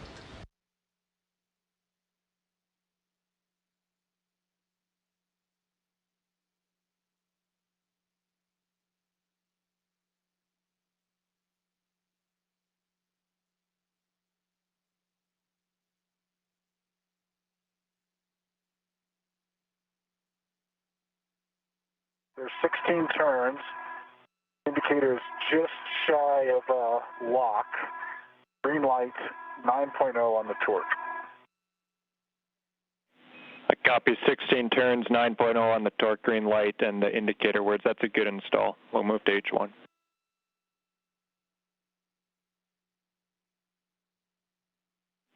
Same settings for H1, Bob, Alpha 7, clockwise 2. Copy. Alpha 7, clockwise 2 is set. Good words. Flush. Copy tape line flash. Go to turn to torque. Expect 4 to 5.5 turns.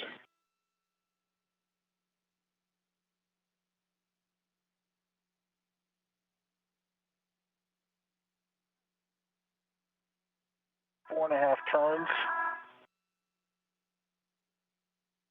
I got a collar error. Looks like I bumped the clockwise on it, so I'll have to reattempt. There were 4.5 turns, but there was a red light.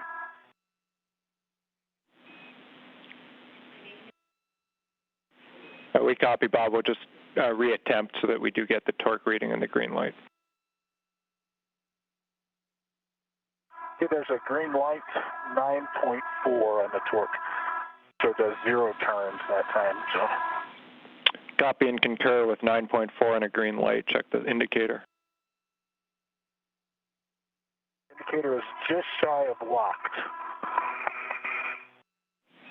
That's a good install. Can release the ret. Okay, those scoops. I'll get them. Okay. I'll release the ret. Going to move the APFR next, I think. All good words. Chris, you're relocating scoops, and Bob, you're relocating the APFR.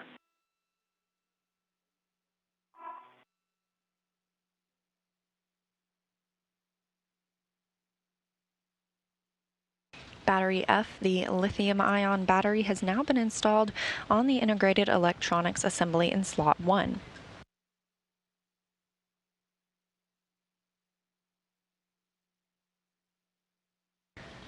So far today, NASA astronaut Chris Cassidy installed a new HD camera, and then the two worked together to remove a nickel-hydrogen battery from the integrated electronics assembly and move it toward the external pallet. And we just saw battery F from a lithium-ion battery from the external pallet move to slot 1 on the integrated electronics assembly. The inboard to width 25, the APFR. Good words. And Chris, those scoops moving down to battery 2. Okay.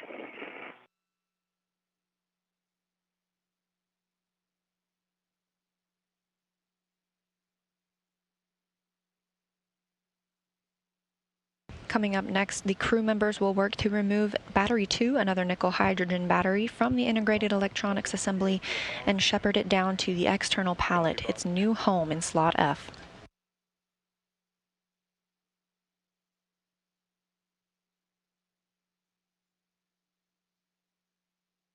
Lock that 9, is that right? Down towards the pointing towards the APFR? Affirmative. Both clockings 9 o'clock.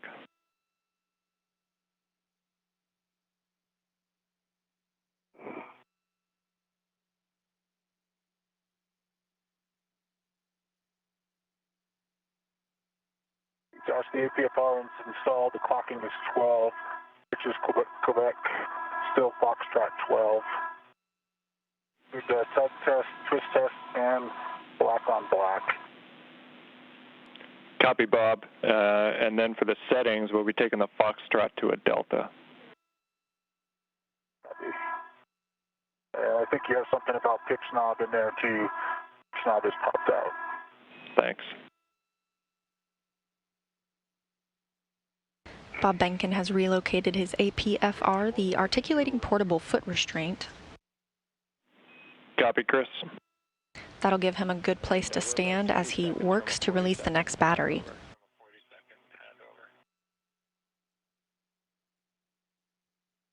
There's Delta on the APFR.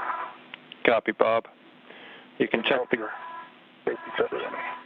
Roger.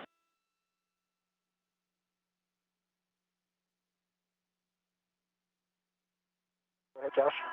I was going to say, I'm going to lose you here shortly, but if the gap spanner is clear, you'll go to ingress. The gap spanner is clear. But, No, I'm not. Mr. Cassidy is not. Sorry. Here we go. On my head.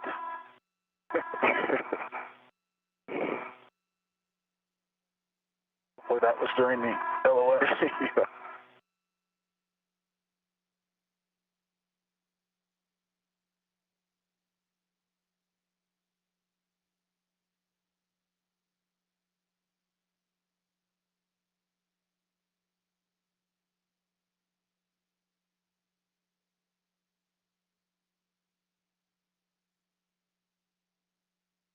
Things progressing smoothly through today's spacewalk. We are now at 1 hour and 50 minutes since the astronauts switched their suits to internal battery power and the spacewalk officially began. We're currently in one of those expected satellite handovers with the TDRS, or Tracking data and relay satellite system. We'll regain communications with the International Space Station very shortly.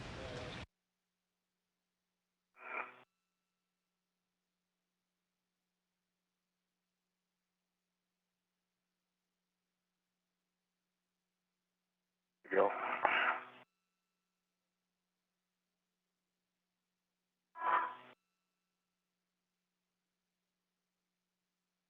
Left is in. We have another Ask NASA question coming in. This one about the mirrors on the astronauts' wrists. This is from Anders, who wants to know what the purpose of those mirrors is. The primary reason is to be able to see the switches and the labeling on the front of the spacesuit that's out of their view. This includes the volume, display contrast, and the cooling settings on the spacesuit. The labeling there is written in a mirror image because it's intended to be read via those wrist mirrors.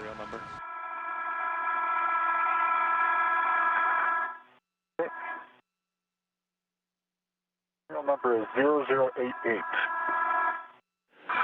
0088, that's a good number. You can ret to H1 if you haven't already. Okay. I am H1.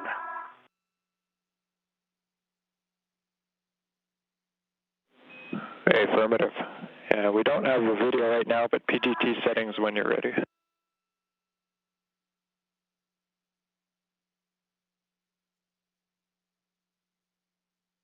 I do have a green light, but I've got the Alpha 7 set and counter 2. Alpha 7 and counter 2 are good settings. Just confirm you're showing a green light right now. I am showing a green light. I have a green QB light as well. Okay, we're just pause for 1. We're checking that.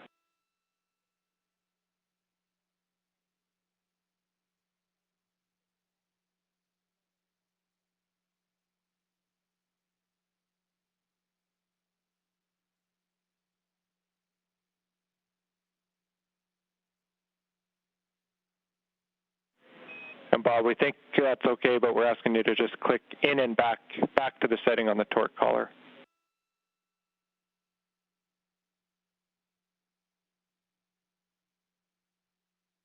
Yeah, if I power cycled the WVS and Alpha 7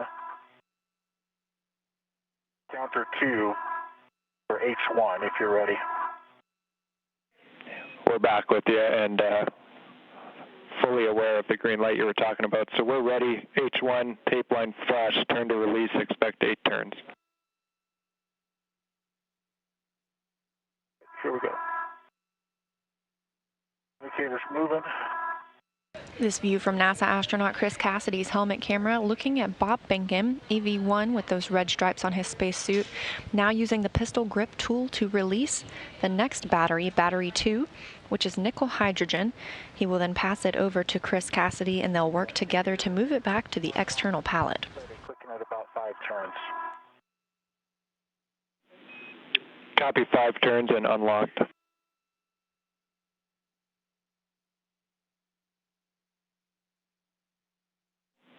Head over to H2, looking for a socket tape line flush, same settings.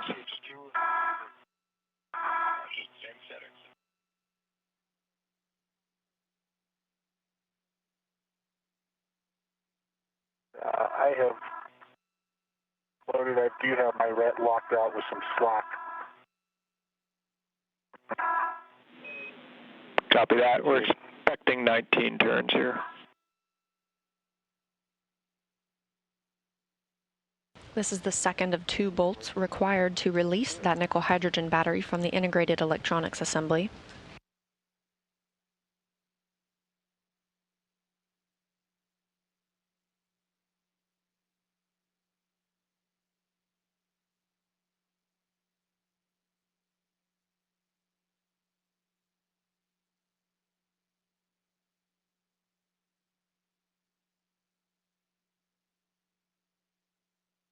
It's all the way out. Agree.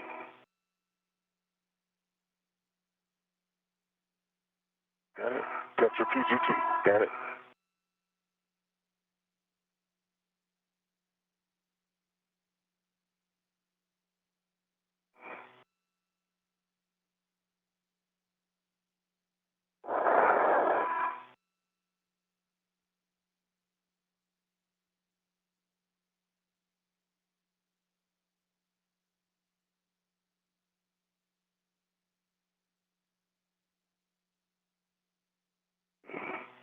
Ready when you are.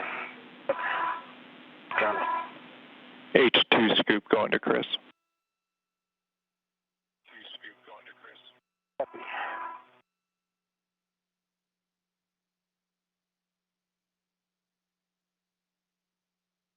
Really tell how much different these batteries are than the new ones. Noticeable.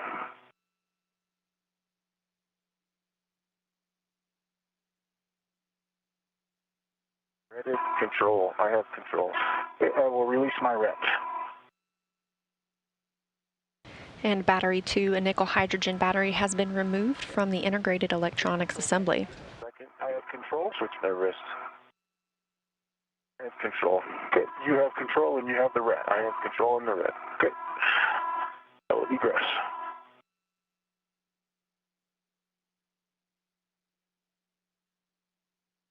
And you see Bob Behnken egress or exit that articulating portable foot restraint. He will join Chris Cassidy and the two will work together to move the battery to the external pallet.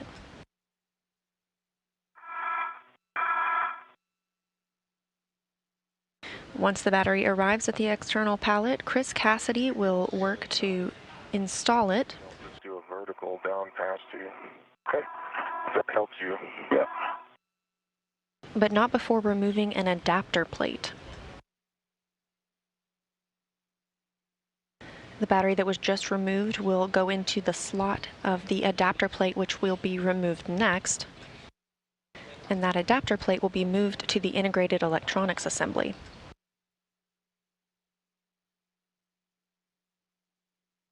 Ready? Yep.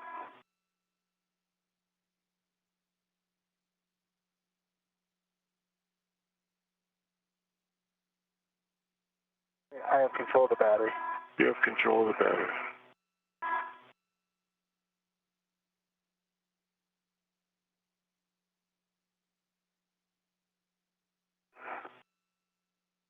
Clear of it? You are clear.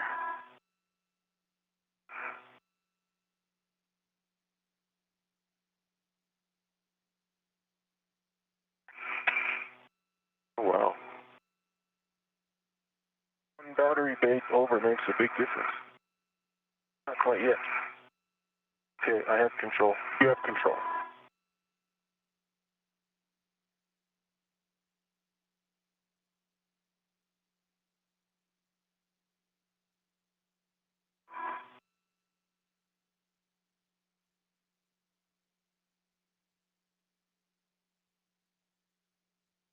I have the battery control. You have the battery control. There's the 2-hour mark, guys. 2 hours. We have 7 minutes of 7 hours of consumables. Medox is the limiting factor, and we're 15 ahead of the schedule.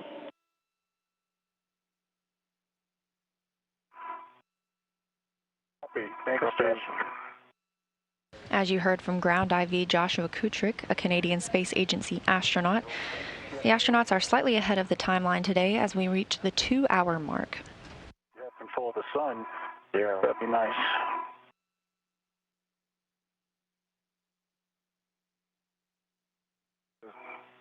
All price to pay for it not going away, I guess. Yeah. That's true. It's nice to stay in daylight the whole time. Yep.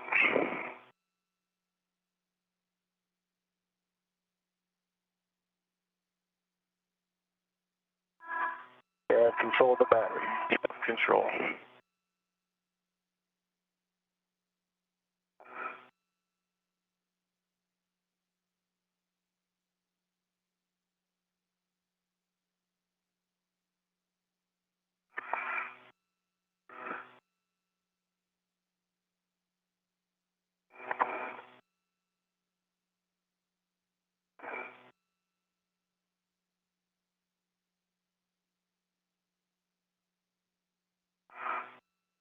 I have control of the battery. You have control of the battery.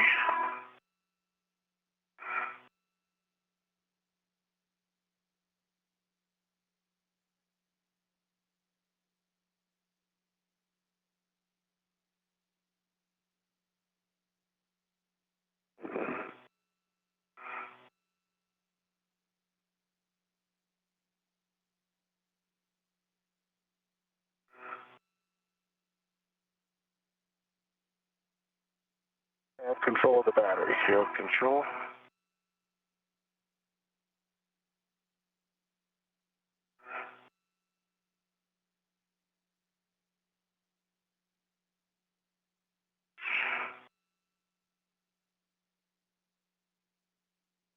Okay, I have control. Okay, you have control. Next up for our two crew members, once they arrive at the external pallet, Bob Behnken will hold on to that battery number 2, while Chris Cassidy uses the pistol grip tool to release 2 bolts from the adapter plate. They will then remove the adapter plate and replace that with the battery. Yeah, the adapter plate. I'll see it.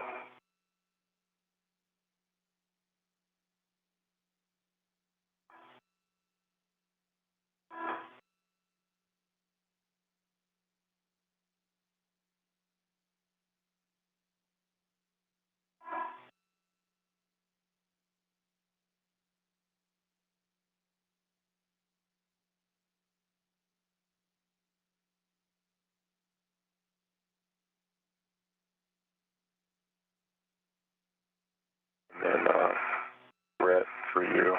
Okay. I just need to get it down here, so. All right. So, how's that? Great.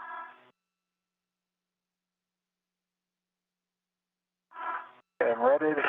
I have the battery. You read it and you have the battery. All right. Is it off?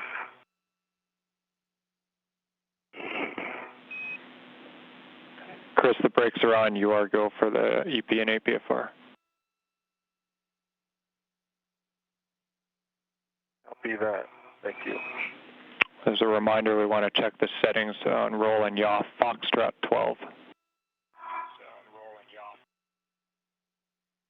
Fox 12 confirmed. I see it.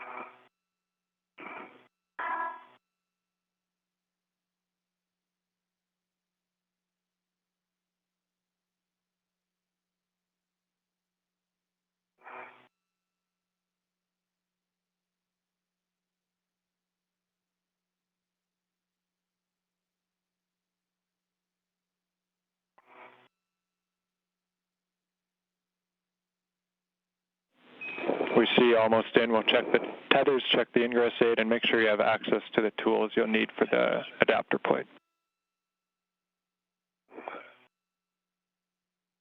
The tools are in perfect spot. And I'm ready, preparing my ret.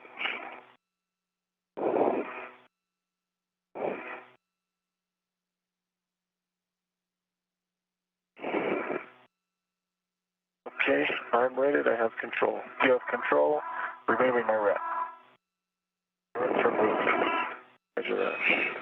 H2 onto your BRT.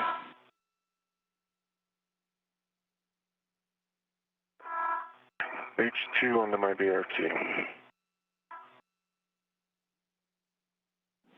Good words, and at this point, we'll after it's stowed, we'll need another glove, hat, and gauntlet from each.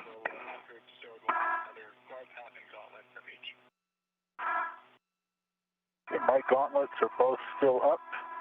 My hat is still dry. And my right glove still pristine. And my left glove, no change. Copy, Bob.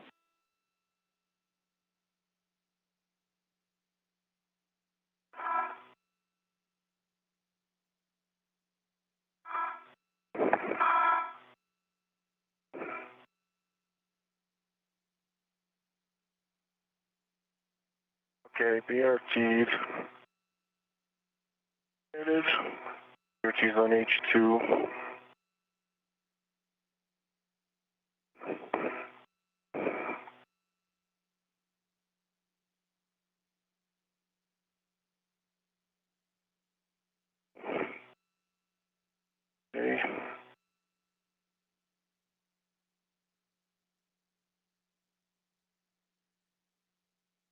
Ready to the adapter plate. Copy, good config. Going for the ratchet next and a glove hop and gauntlet before braking torque.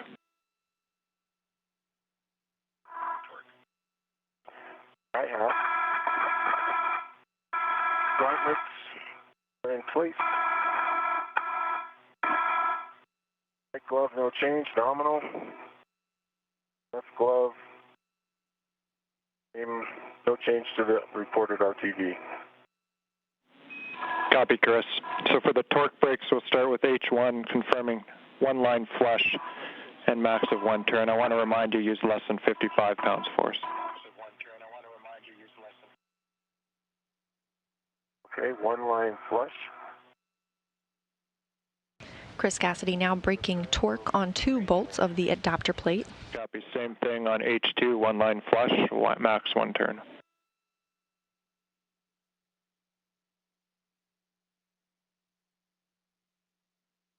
He'll then use the pistol grip tool to release those 2 bolts and remove the adapter plate from the external pallet.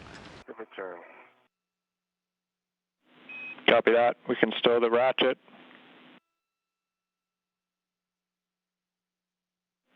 And it'll be the same settings on the PGT Alpha 7 counterclockwise 2.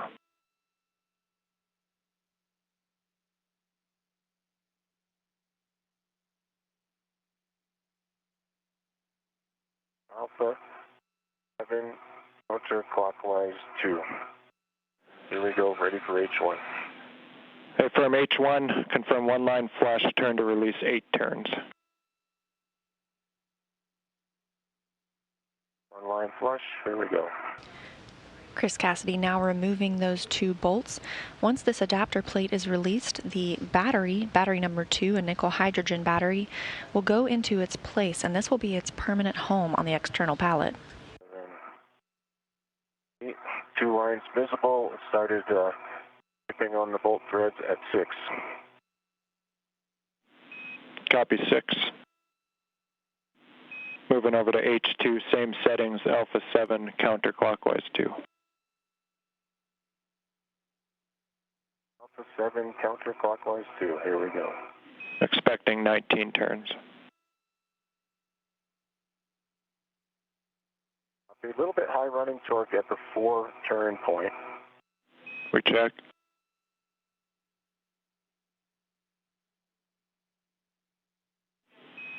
We're saying keep going at this time, Chris. 11. We're saying keep going at this time.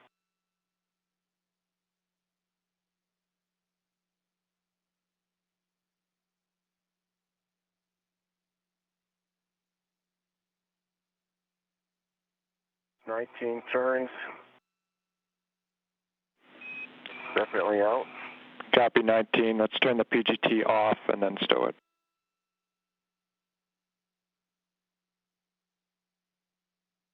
GT's off. Bob, on H2 on this guy. Yeah, I was listening. The riddle torque. Yeah, it was nothing big, but it was definitely noticeable. It'll be towards the end of your travel going in. Okay. Like the last third of the turn? Yeah, exactly. There's about 4 to go. All right. I am ready to receive.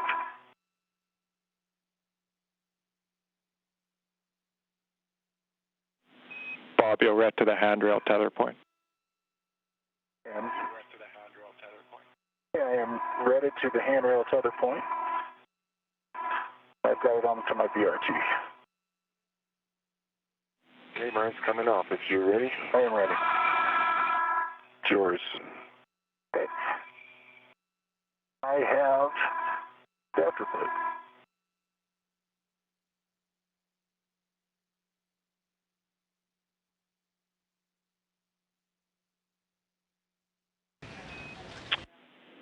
We see the wave, Chris. You can check the ingress aid is tucked, and then the battery can come out H2 into your left hand.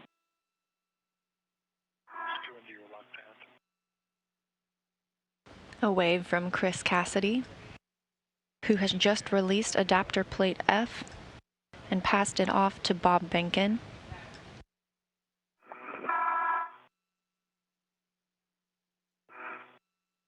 Coming up next, he'll install battery 2, that nickel hydrogen battery, onto the external pallet, right where you see his reflection at this moment.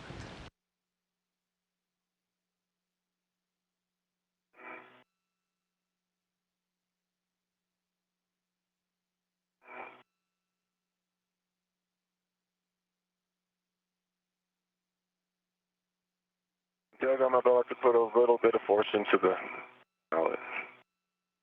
Copy, brakes are on, you're clear.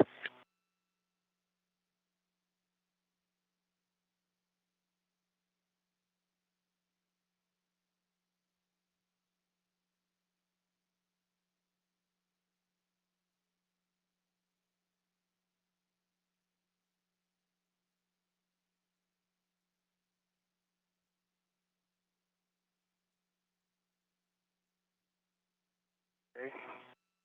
Leave it soft dock, Josh. Copy that, Chris. PGT settings Alpha 7 clockwise 2.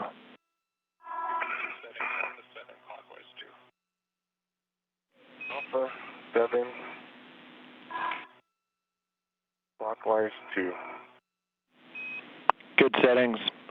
Confirm socket tape line flush to H2. We're turning to torque 16 or 17 turns. Socket tape is flush. I'm on H2.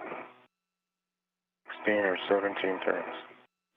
Hey, Furman, Bob, we see you back. Just want to check that the gap spanners indicator clear and verify you can reach the PGT with the hex driver, then you can get in. The gap spanner is clear and the PGT is accessible. Copy.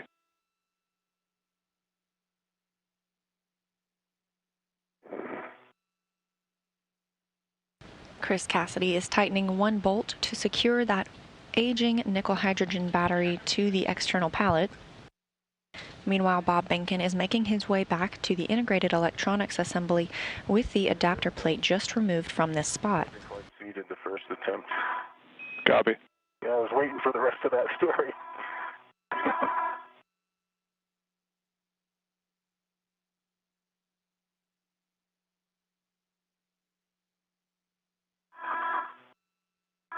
Battery's going in.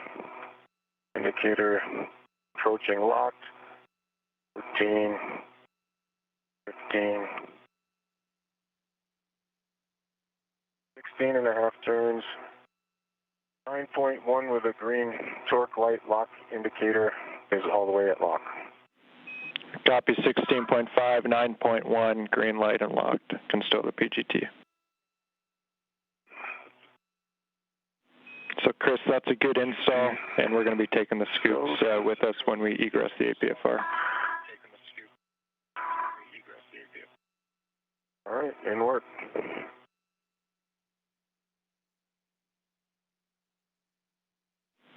Bob, I see you looking at it. We'll be ready for the inspection when you are, both sides. Both sides. Okay, on the battery side, the bolts look clear, no FOD. The EMI band.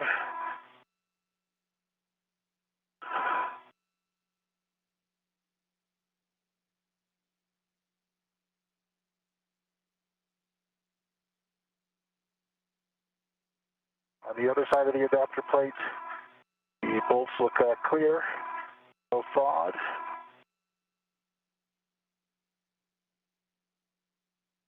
And then on the IEA, the bolt series look clear, no FOD, and the electrical connectors look clear, no FOD. The EMI band looks intact. Copy, Bob. Good inspection. You can soft dock. The blind make connector should be ISS inboard and then get the PGT.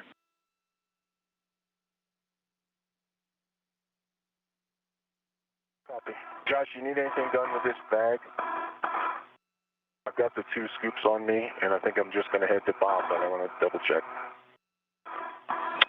Yeah, as long as the bag is tacked down, it's not going to rotate, but it is going to translate. So if you got the 2 scoops, you can come off the EP into the APFR, just check the ingress aid is stowed, and then when you're 5 feet away, you can give Doug his go.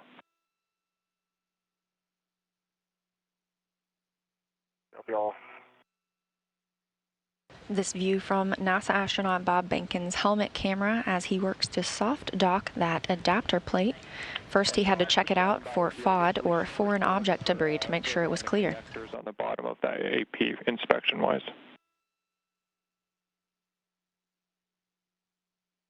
Yeah, I gave you 3 inspections. Sorry about that. The battery side of the adapter plate, the underside of the adapter plate, and then the IEA.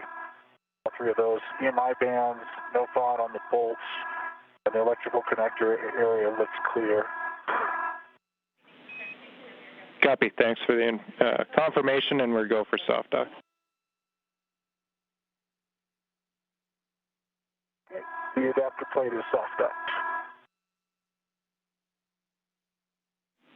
PGT settings when you're ready. Doug, this is Chris, and Doug, I am 5 feet away. My ingress aid is tucked out of the way. Tethers are all clear. You have a go for your motion. Copy, Chris. Clear the work site. Ready for the maneuver to work site echo. Work site echo. Copy.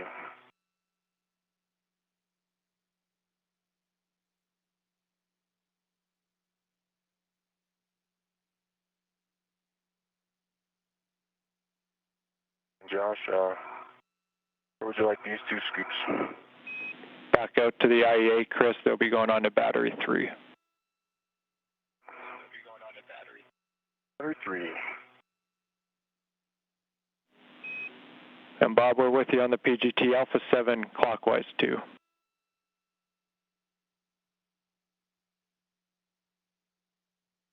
Alpha 7, clockwise 2, set.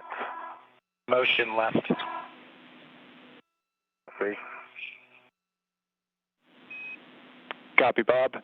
Good settings. H2, confirm 1 line flush. We'll drive 16 to 17 turns to torque.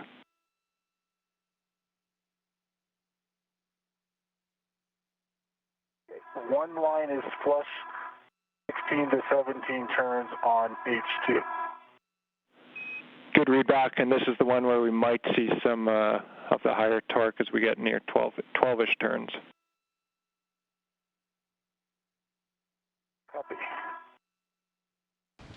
Bob Behnken working to secure the adapter plate by turning 2 bolts. Meanwhile, you heard Chris Cassidy call out to Doug Hurley that he is now ready for the Canadarm2 to move the external pallet to its next position. 3 o'clock on battery 3, both to 3. That's complete.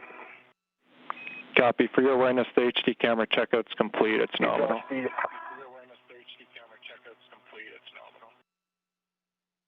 news. The running torque started at about 8 turns.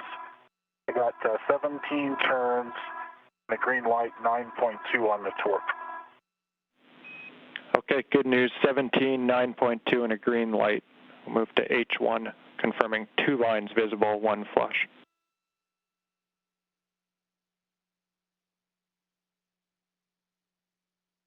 Okay, 2 lines visible, 1 flush on H1.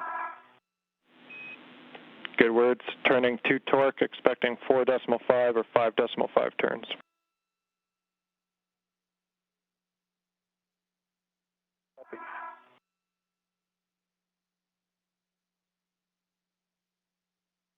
As you can see from his helmet camera, Chris Cassidy has made his way back to the integrated electronics assembly. 5 turns, a 9.0 on the torque, green light. I copy 5, 9.0 green light. To get adapter plate, the PGT can go back to the crew lock bag and we'll start working on the clamps and cable.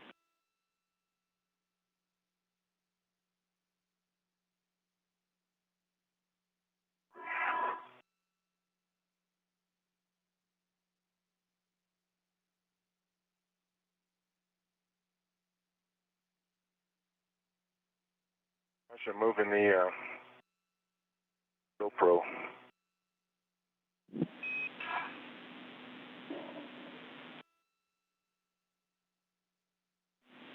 And Chris, I missed that, but if it was a move on the GoPro, sounds good. Just let us know where you leave it.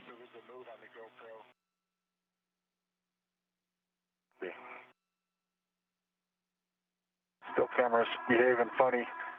Oh, yeah. It was not flashing the green light. Maybe it was the lighting. We'll just keep trying it. Yeah. The TA clamps are released. I'm going to egress the APFR and remove the cap on J4 on battery in position 1. Copy and concur.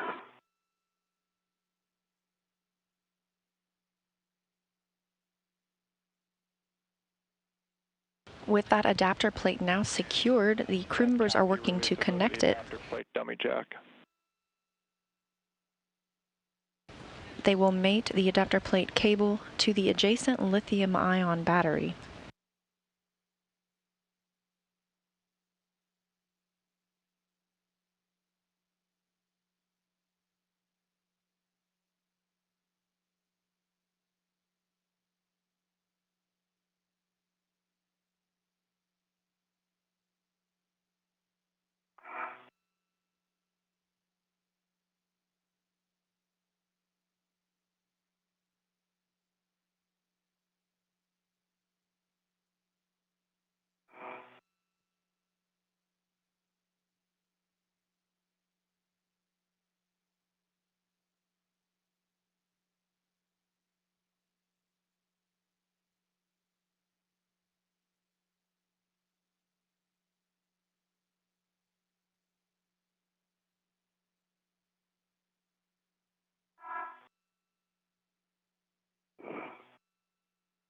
GoPro is at the top of the inboard gap spanner handrail 2044.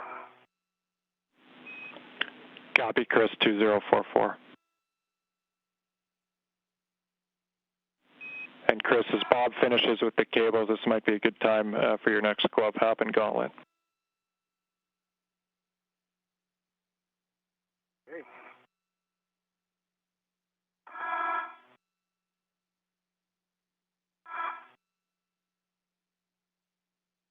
Dry. Gauntlets secure. Right glove, no change. Left glove, the about an inch of flap, RTV flap in the same left index finger where the index finger meets the palm. Copy, Chris.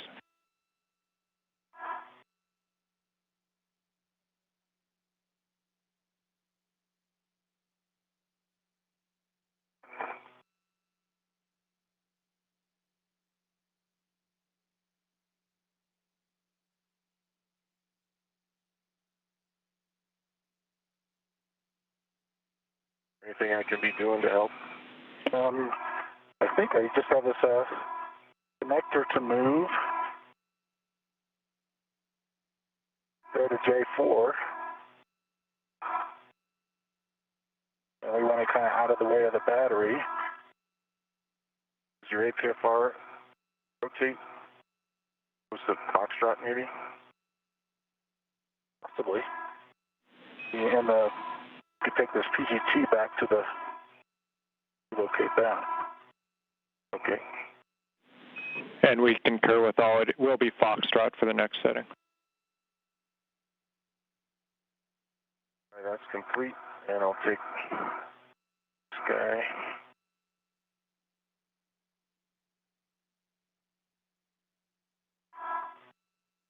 The K4, both the pin side and the jack side look clear.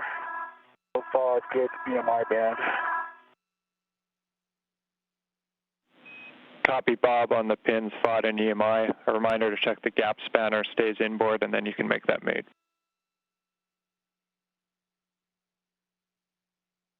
Okay.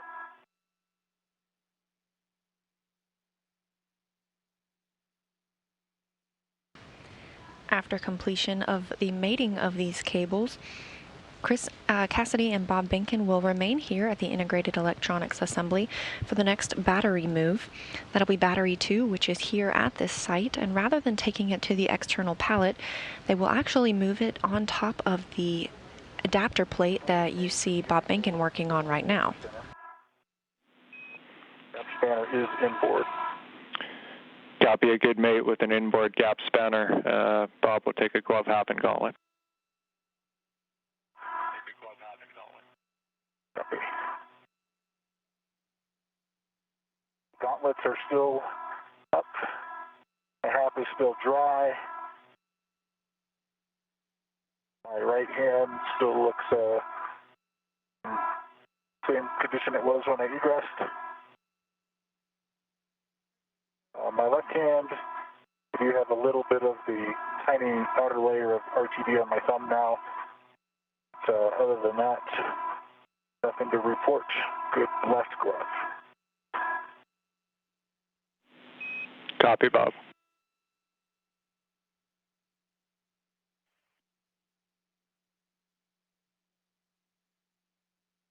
So I'm ingressing next.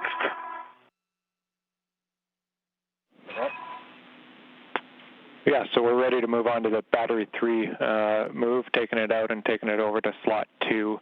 I understand Chris already rolled the APFR, so we'll just verify here that the PGT and hex driver is clear of slot 3 and that the adapter plate connector cable is clear of slot 2. Basically, nothing in the way over 3 or 2.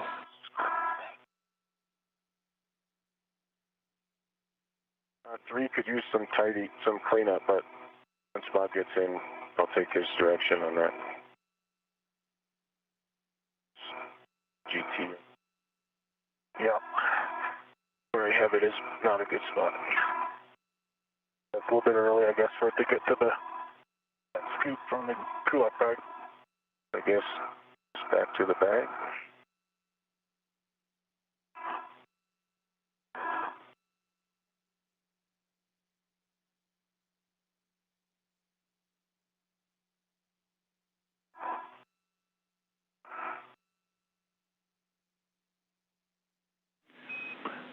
Seconds to hand over. Bob, I'll take a serial number when you see it.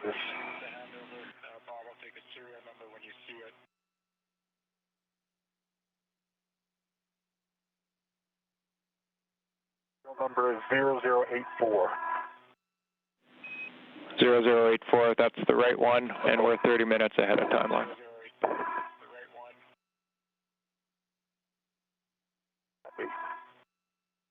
So we'll need to get ready to this battery.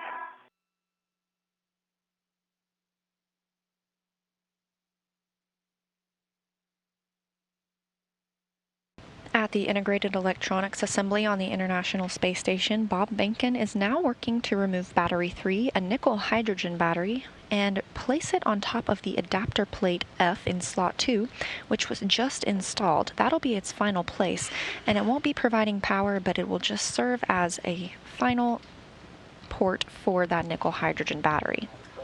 Yeah. Alpha 7.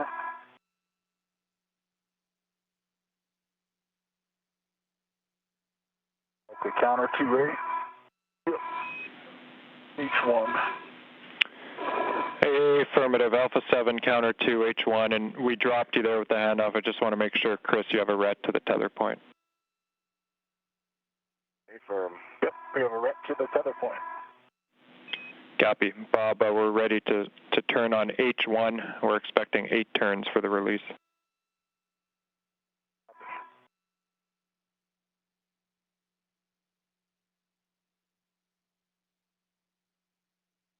Behnken will be releasing 2 of these bolts to remove the nickel hydrogen battery.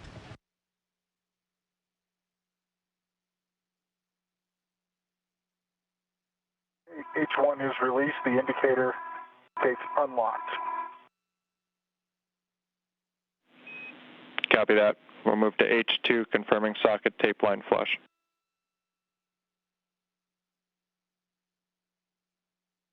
H2, socket tape line flush. Alpha 7, counter 2. Good settings. Turn to release, expecting 19 turns.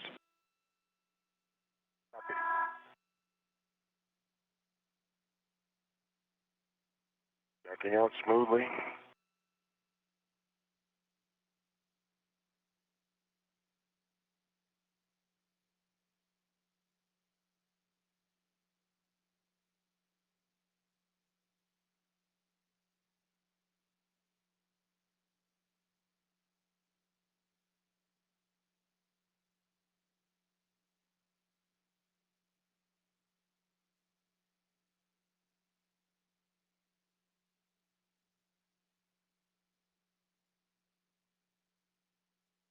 It's all the way to unlocked with on the indicator with 2 additional turns. Copy. Pivot.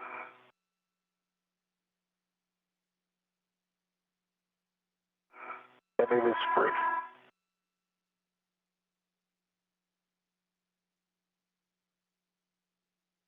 So I'm going to hand it off to you. And I will move the PFR. We concur. Suggested roll setting of Delta. Copy. There was only a Delta in my HUD to tell me where Delta was.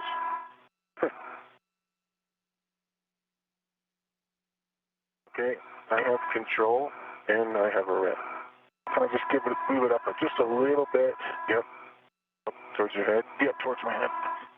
It's good right there. Okay.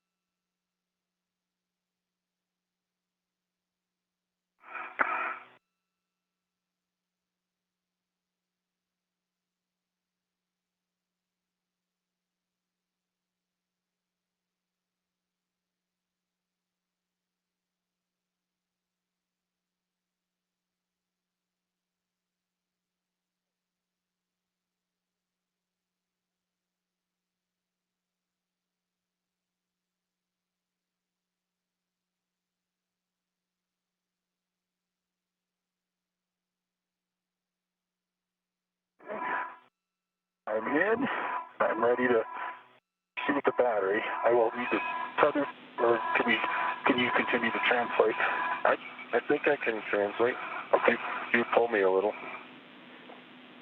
And a final reminder to make sure the gap spanner and cables are clear of slot 2. Cable is clear. Yeah, gap spanner, I got it.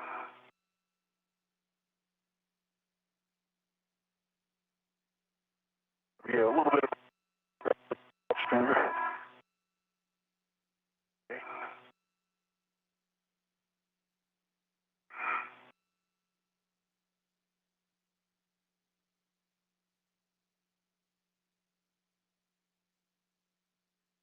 Looks lined up.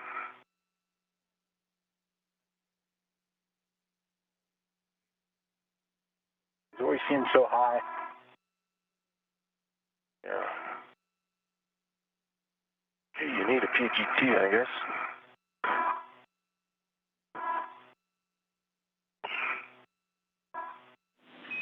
How big is the gap down there? It's like 5 inches. Doesn't seem right. 5 inches, huh?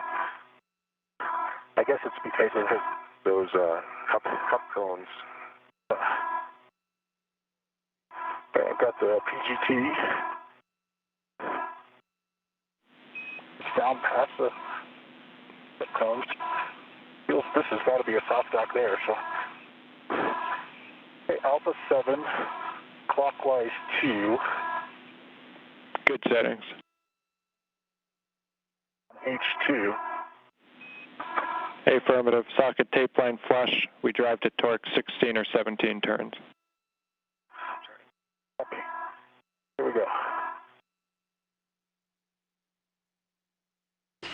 Bob Behnken now installing that aging nickel hydrogen battery, battery 3, to the adapter plate that was just installed from the IEA, the Integrated Electronics Assembly.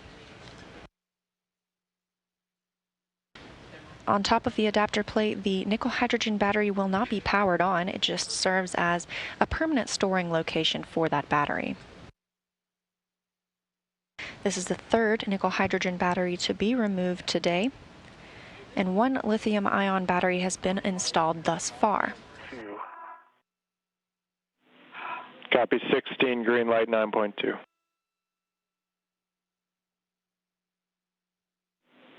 And confirm the status indicator. Status indicator is locked. All the way locked. Roger, locked. Same settings for H1, Alpha 7, clockwise 2. Copy.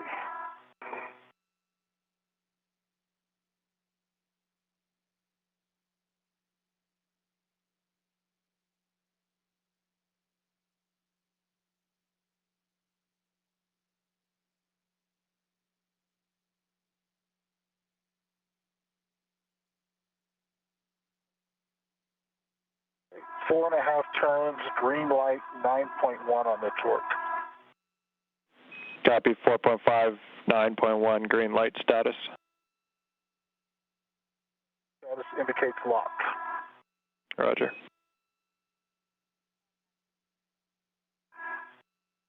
And with that, battery 3 has found its permanent home on the Integrated Electronics Assembly on top of an adapter plate. And so, Yeah, awesome. Awesome, thanks. so next up here, Bob, we're going to want to roll the APFR to F, and then those scoops, one is going to the PFCS and one's going to battery 4. Copy.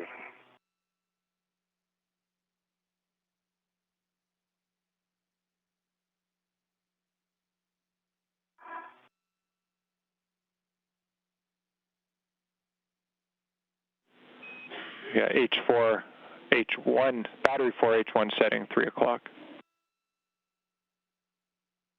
Complete.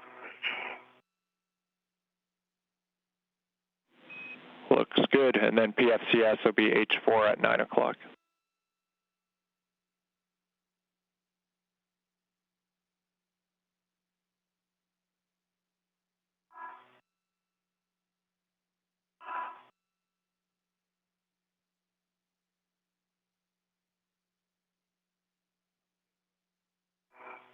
Okay, APFR is back to Foxtrot. Copy, Bob. Copy, Bob.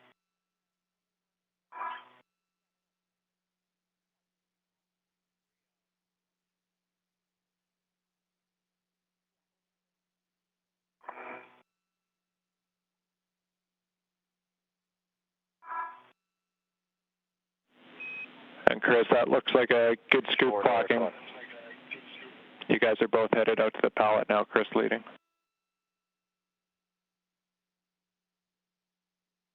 Copy.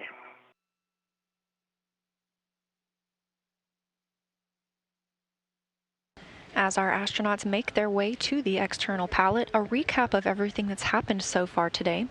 We are now 2 hours and 40 minutes into today's spacewalk, which started at 6:10 a.m. Central Time, 7:10 a.m. Eastern Time. Holding on? I'm holding on. Okay. The first task of the day was completed by Chris Cassidy when he installed a brand new HD camera. Since then, we've heard confirmation that the camera is relaying good data to the ground. He then moved to help Bob Behnken on the S6 truss as they removed battery 1, a nickel hydrogen battery, from the Integrated Electronics Assembly. 40 minutes ahead of timeline. And they moved it to the external pallet in slot Z. Copy. From there, the crew removed battery F, a lithium-ion battery, one of the newer batteries, to slot 1, so they moved it back to the integrated electronics assembly. They then removed battery 2, a nickel-hydrogen battery, and placed it on the external pallet in slot F. While at the external pallet, they removed an adapter plate that was in slot F and moved it to the integrated electronics assembly. We just saw the installation of that adapter plate in slot 2 on the integrated electronics assembly, and battery 3, a nickel-hydrogen battery, was removed and placed on top of that adapter plate for its permanent home. That makes the removal of 3 nickel-hydrogen batteries so far, the movement of 1 adapter plate, and the installation of 1 lithium-ion battery. Coming up next, battery E, a lithium-ion battery, will be moved from the external pallet to its new home on the integrated electronics assembly in slot 3. Copy that. We'll take a serial number when you can. The astronauts are running about 40 minutes ahead of their timeline today, things progressing smoothly. It's a good serial number. PGT settings when you're ready. No change. Alpha 7, counter 2. Alpha 7, counter 2. Affirm. Tape line flush H2 scoop. The release should be 19 turns. 2. Tape lines flush. Here we go. 2 for 19. Indicator moving. Batteries coming down.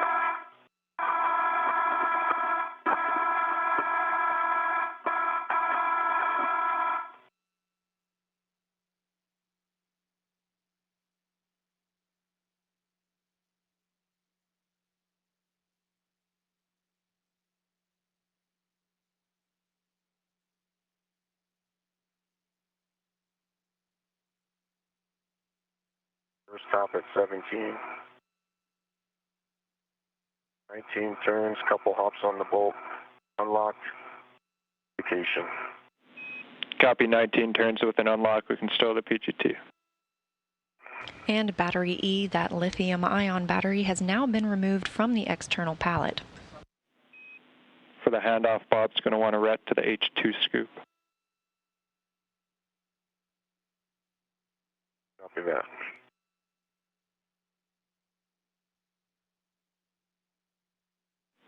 And Bob, just curious, is that camera working for you normally now with the shutter release? I'm not getting a green light indicating there's a picture being saved. I do see the red focus come on when I push the button, but it does look like it remains out of focus. Copy, thanks. And no green light, like I said, the page is out of focus. Okay, we check. If it helps, you can still use the original button is what we're hearing here, and that'll work.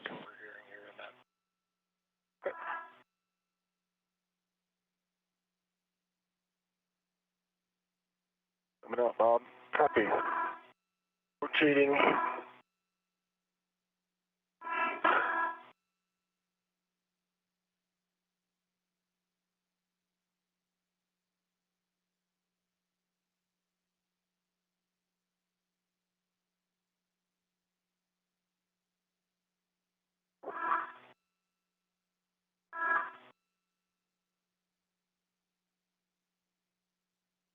Yeah, I have a hand on it. I'll take control of the battery. You're going to have to maybe turn it to get it away from the EP, and then I'll work on getting my red on it. You have control? I have control. You need to let one foot out.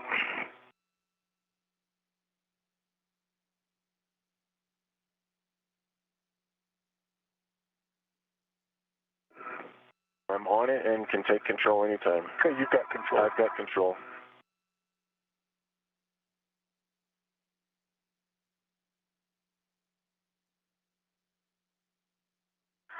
Okay, I've got control and a rep. I see, copy that.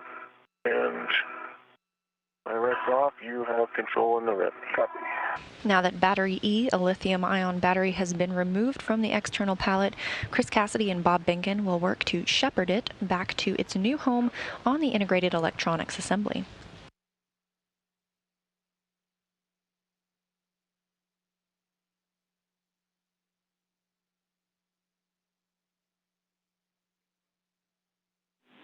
And we copy and concur on all inchworming now back to slot 3.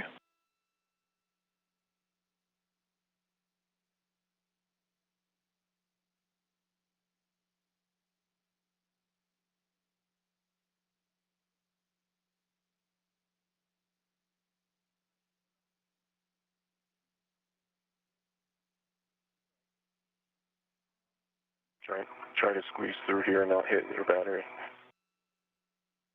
Give you some more space. Got about a foot. I'm stuck on something.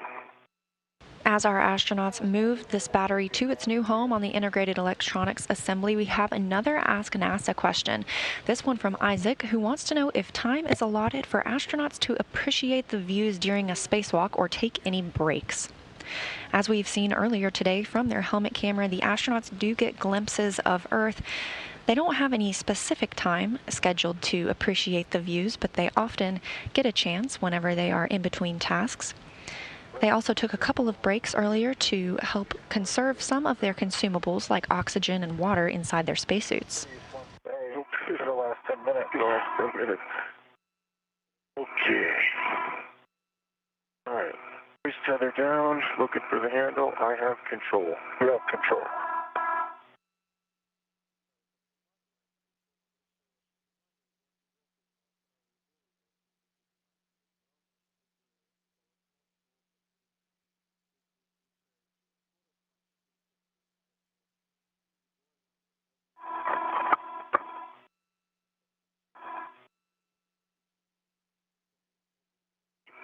It's funny the way the hook spins around.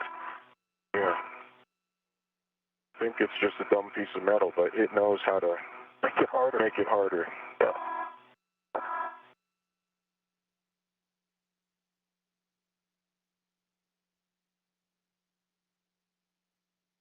Control the battery. You have control of the battery.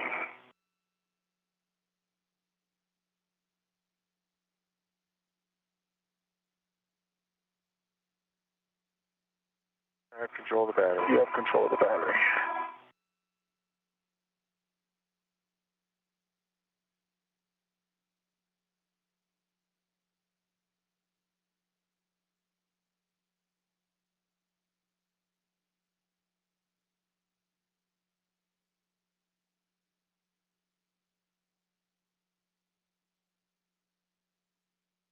I have control of the battery. You have control of the battery.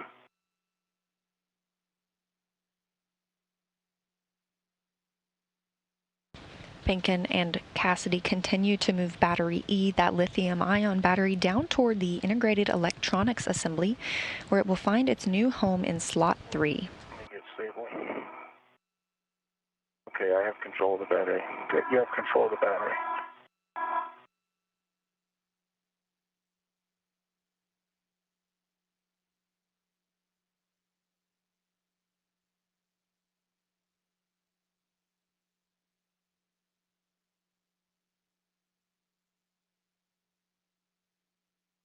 Now at 2 hours and 50 minutes into today's spacewalk, this view of the International Space Station Flight Control Room here in Houston, Texas, where teams are walking the spacewalkers through today's tasks and monitoring their suits and all of the procedures and the systems aboard the International Space Station.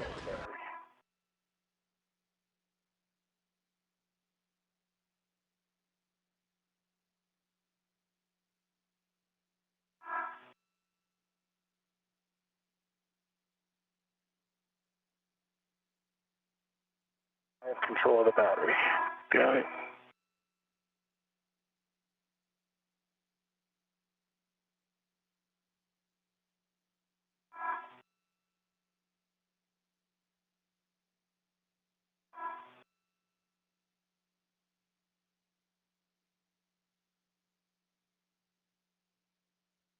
I have control of the battery. You have control of the battery. We try to do the inspection before we get into the APFR. Okay.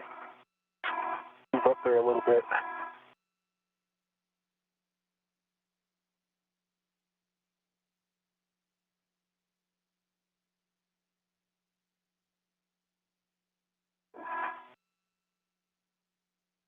As you can see, the crew members have now made it back to the integrated electronics assembly, where they're preparing to install that lithium-ion battery, battery E. EMI, no FOD, and either connector pins up straight. Copy, Bob. Copy. See, let me take control of it, and I think I should probably do a tether swap. Yep. Sounds good. Do a swap tether so that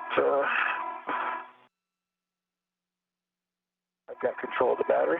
You've got control of the battery.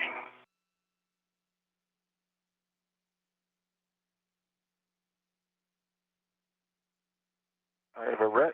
I have control. Copy. We see my red.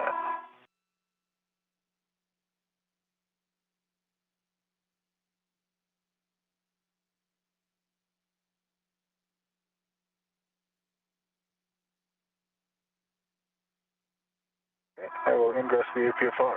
Roger. We copy, Bob. A reminder, check gap spanners clear. Thank you, Josh. The gap spanner is clear.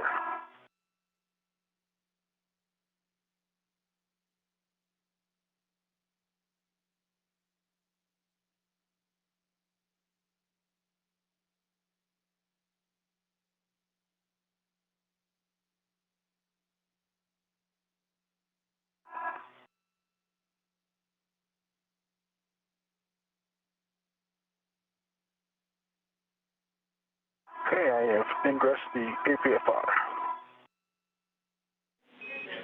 I have control of the battery. You have control. You can Right to it. Yeah.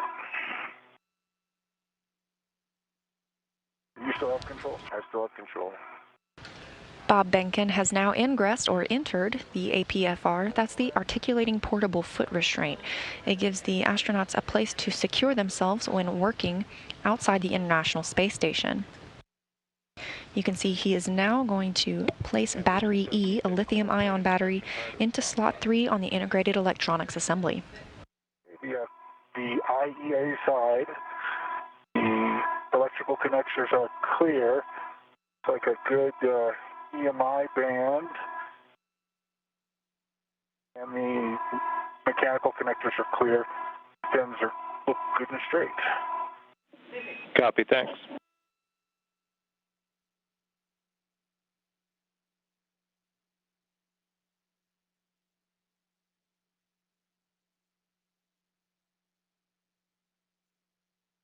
A little crooked.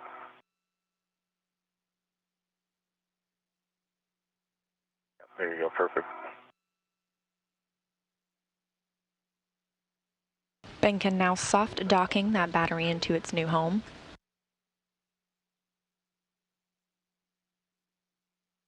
For PGT. Oops. On the handle.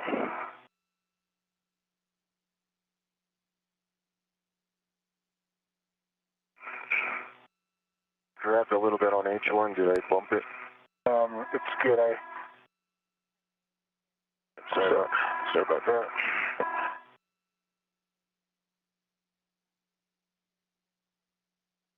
Alpha 7,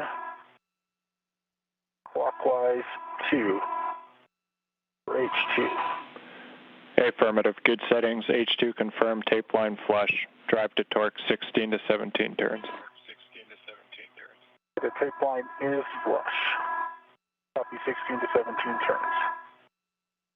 Behnken is now going to tighten 2 bolts to securely fasten the new lithium-ion battery to the integrated electronics assembly.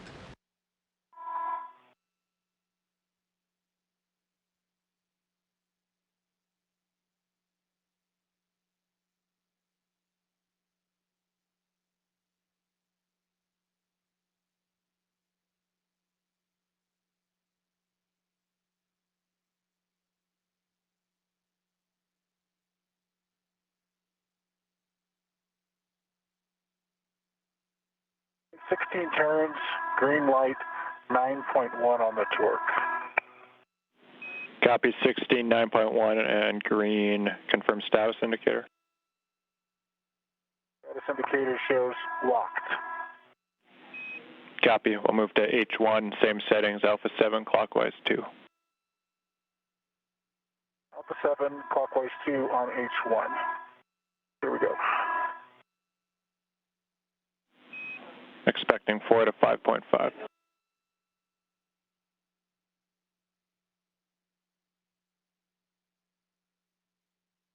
5.5 turns on H1. Status indicator indicates locked. Green light 9.2. Copy 9.2, 5.5 green. We can stow the PGT.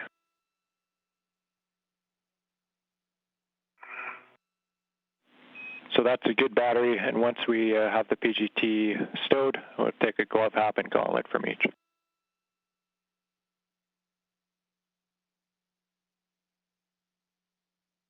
My gauntlets are up.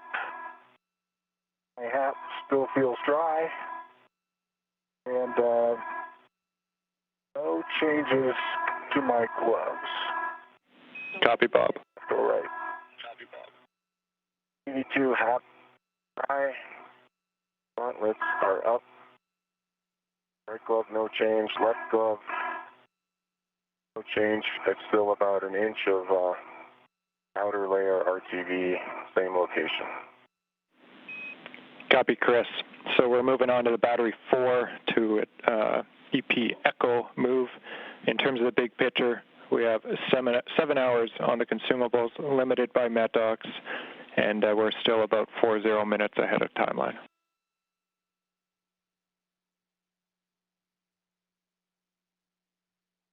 Copy. So expect, Josh, that I'm going to relocate an APFR next. Affirmative, Bob. It's going inboard, one more to with 2121.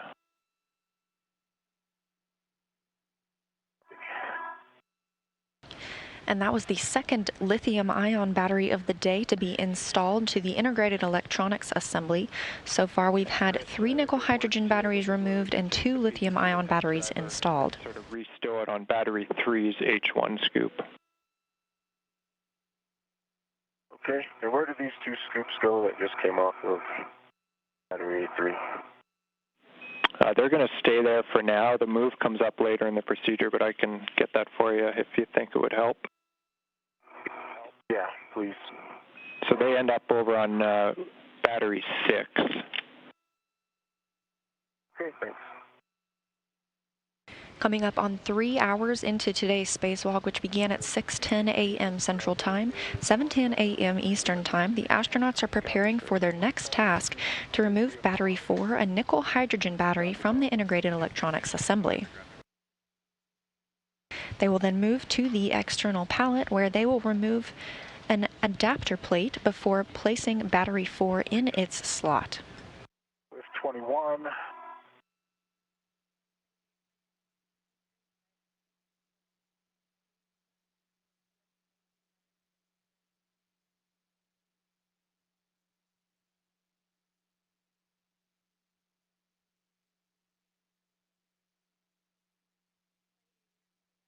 Twist test and a good pull test, black on black.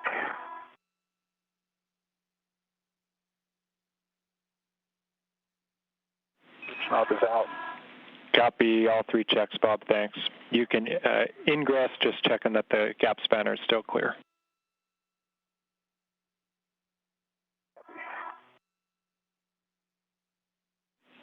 And Bob, I should have reminded you too on the settings, we want 12 Quebec, Quebec, Delta 12. Delta. Battery 6 scoops installed. Copy, Chris, thanks. 3 o'clock on H2, 2 o'clock on H1.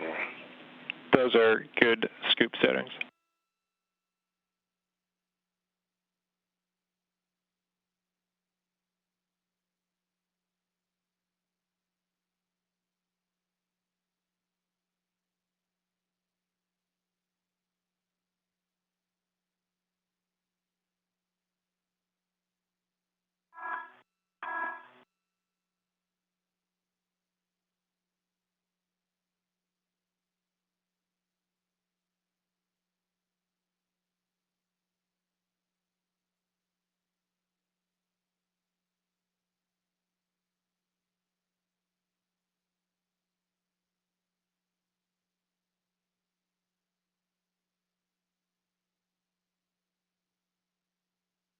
This view from Bob Behnken's helmet camera, you can see the number 20 in the bottom right-hand corner, which designates it as his view.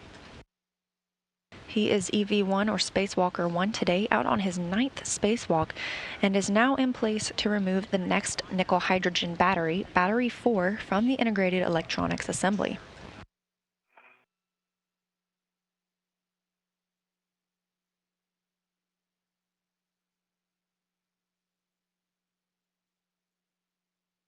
Okay, we're going to tether to this battery. Where will we tether to? And it's probably me, I think. Bob, you're correct. Bob's tethered to H2 scoop. Okay, Bob to H2. I got the PGT for a sec if you need it. I'm good. Okay. And we'll take the serial number when you see it. Number 0085. 0085 is a good number. No change to the settings. Alpha 7. Counter 2. Counter 2, affirm. H1. Copy, tape line flush to H1. Turn to release, expect 8 turns.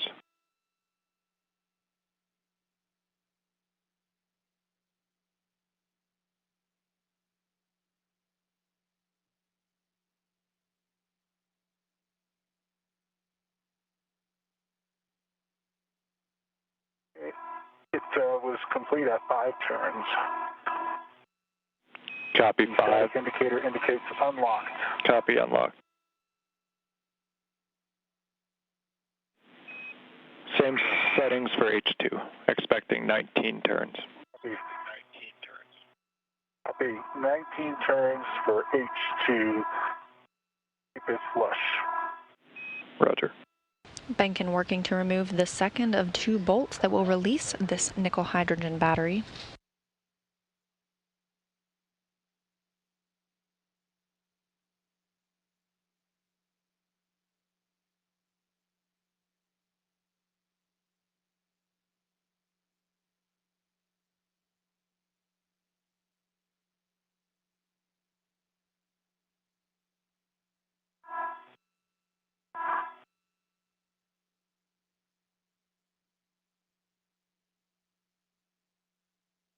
It's released. This indicator indicates unlocked. Copy, unlocked. Got it.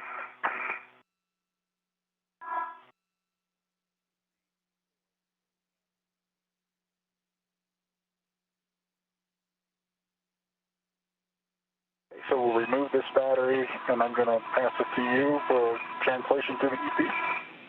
Affirmative, H1 side going to Chris. Happy where you're at? Yep, let me prepare a ret. Okay, ready to go.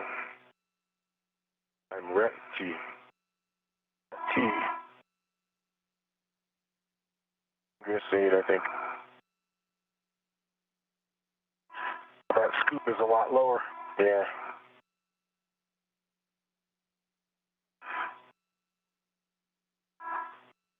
Behnken now passing this battery to NASA astronaut Chris Cassidy. They'll work together to shepherd it down to the external pallet.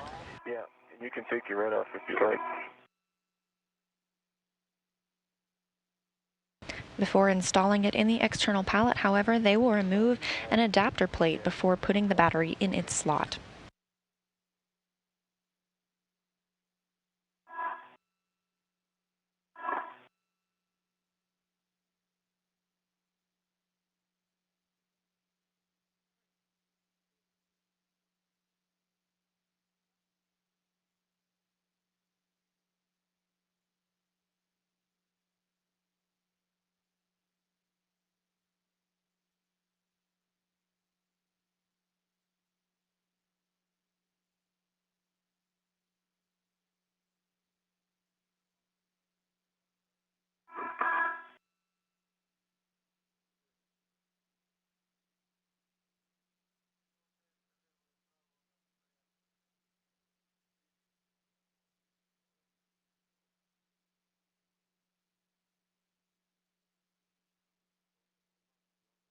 Nice that these inchworms get closer and closer every time.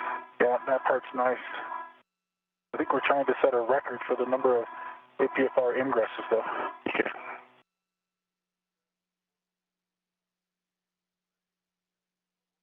Gotta bump the yaw plate on the APFR here, just trying to get it back so that it's set up in a good config for next.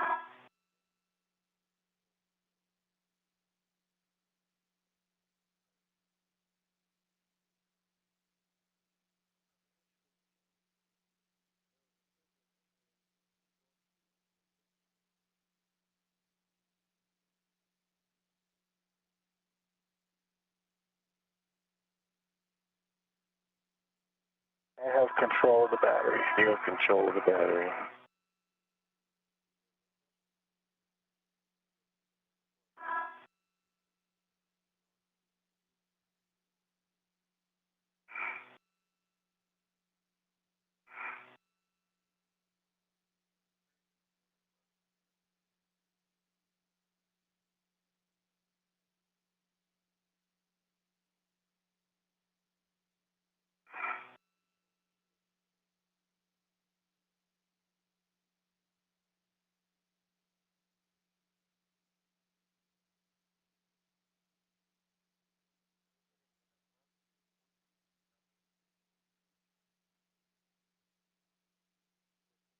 Okay, I have control.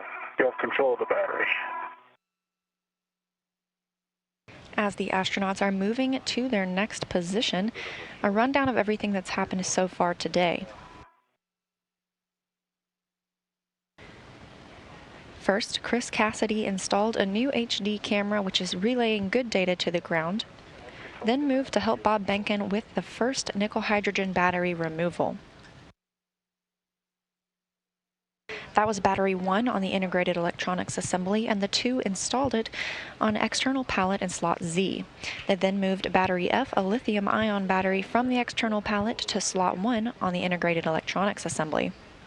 The second nickel-hydrogen battery, battery 2, was removed and placed on the the external panel.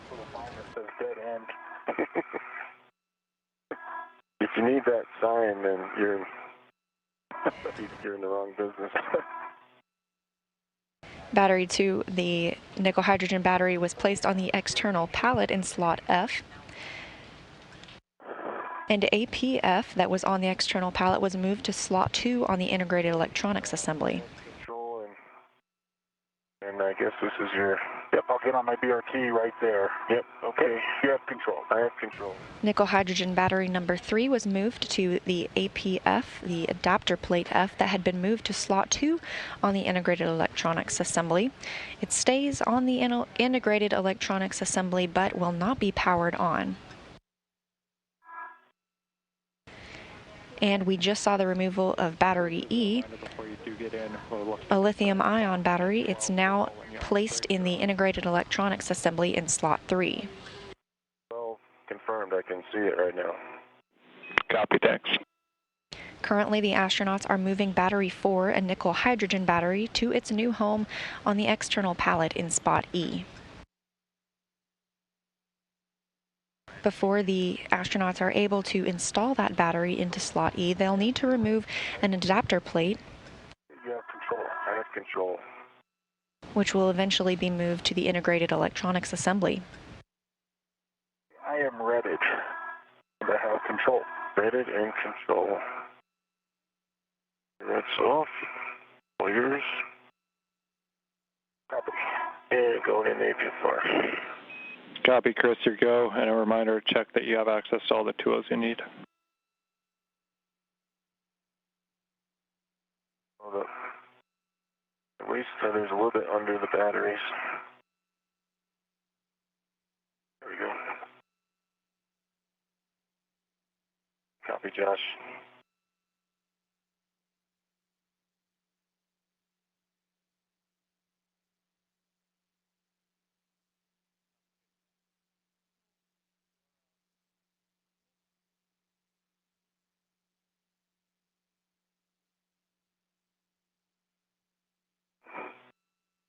Oops.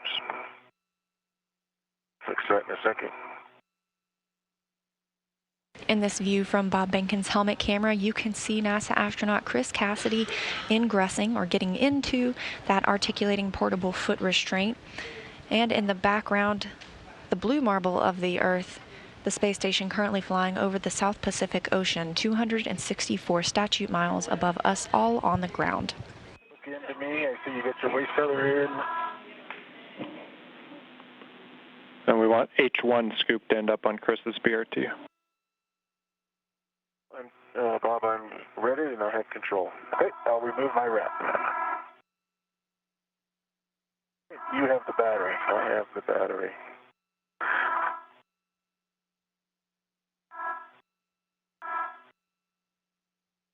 And Josh, I copy H1 onto my BRT.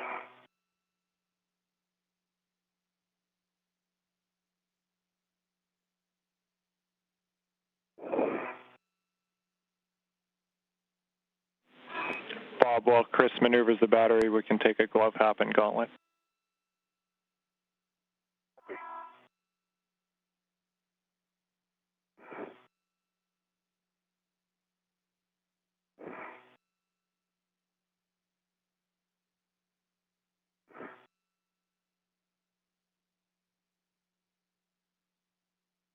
Chris Cassidy is now stowing that battery on his BRT, or body restraint tether. It'll be right there when he needs it after releasing the adapter plate from the slot where this battery will call its forever home. Indication that the red flash in the square, no green light. Focus. Copy, Bob, and we're seeing that in your WVS.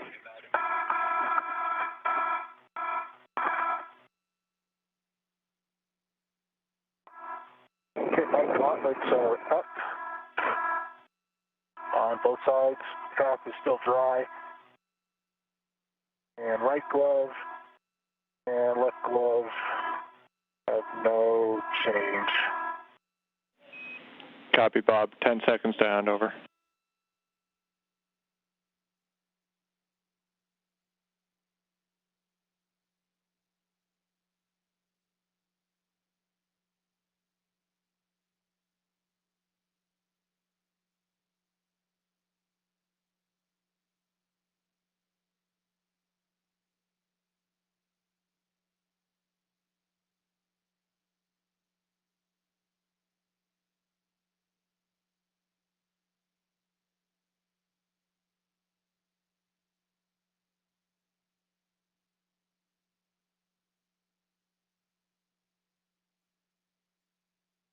Josh, you back?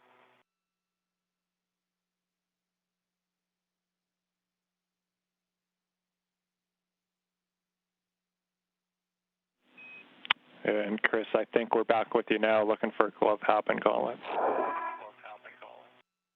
Okay, dry hop, gauntlets, no change. Gloves, no change. Copy, Chris. You can ret to the adapter plate heater mat. It's complete. Copy. We are ready to break torque. H1 first, max 1 turn. See that? Eighth of a turn on H1. Copy, 1/8 of a turn. Same thing on H2, 1 line flush, max 1 turn. Cassidy will now break torque on 2 of the bolts that need to be removed to release this adapter plate. Copy. We can swap the wrench for the PGT. I have your settings.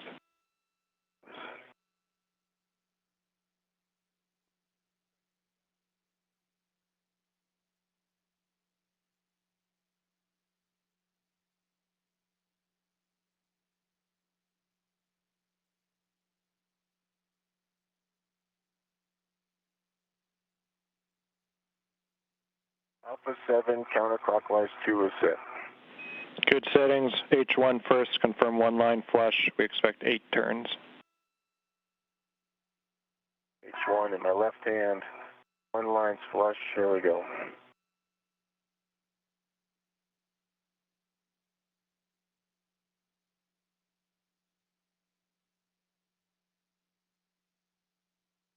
Once this adapter plate is released, battery 4, which was just removed from the integrated electronics assembly, a nickel-hydrogen battery, will be placed in its spot. One line flush, expecting 19 turns. Same settings.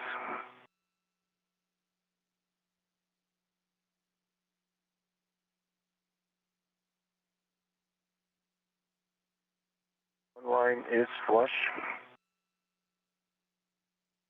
And 19 turns driving. Copy 19. Reminder to turn off the PGT when you're done.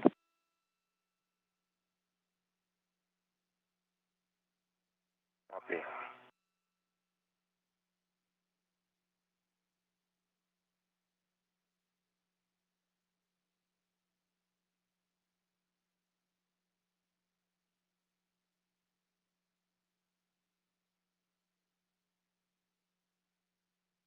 Sixteen, 17, 18, 18 and a half. Copy 18 and a half.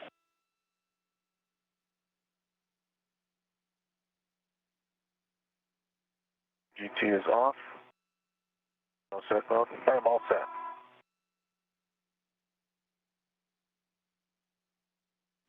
Bob will be reading to the handrail tether point.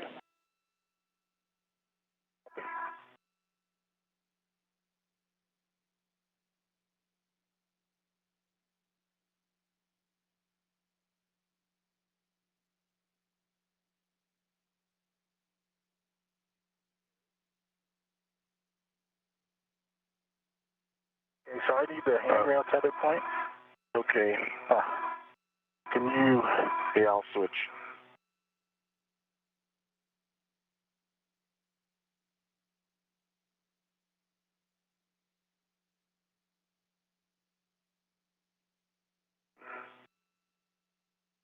With this adapter plate removed, Chris Cassidy will pass it off to Bob Behnken, who will move to the integrated electronics assembly, where this adapter plate will be installed.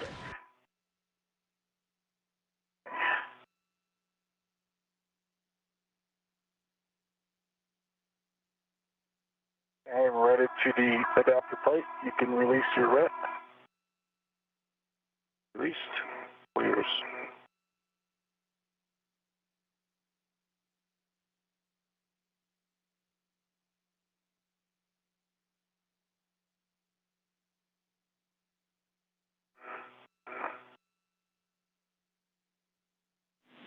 And we see the wave, Chris. We want to check ingress aid tucked, and then we'll be grabbing the battery from your BRT H1 in your left hand.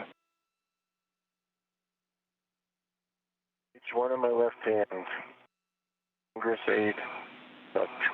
Copy. Here, go to soft dock.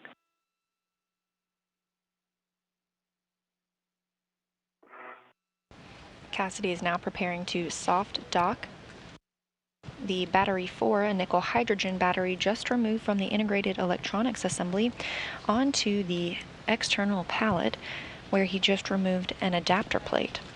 Okay, I'm coming into the pallet. Copy. Copy. You're clear.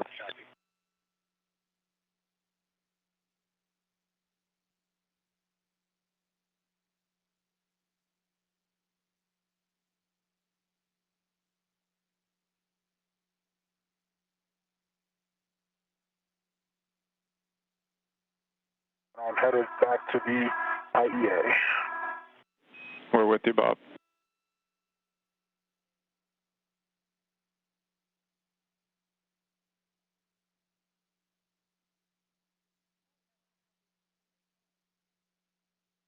Alpha 7, clockwise 2, set. Copy. Good settings. We're looking for the H2 scoop, confirming tape line flush, 2 torque, 16 to 17 turns. Tape line flush. Driving, indicator moving.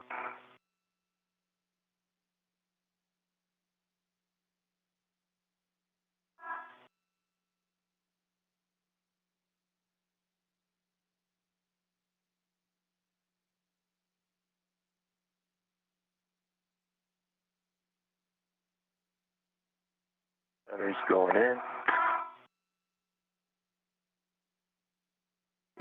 of our two spacewalkers you can see right now, Chris Cassidy on the left and Bob Behnken on the right. Copy, Bob. You can ingress. Keep an eye on your tethers and ingress aid. 16.5 turns, green torque light at 9.1 foot-pounds. And the indicator is locked. And the battery's flush with its neighbor. Copy, Chris, 9.1 green light and locked. Just confirm for me, was that 18 or 19 on the turns? 16.5. Perfect, 16.5.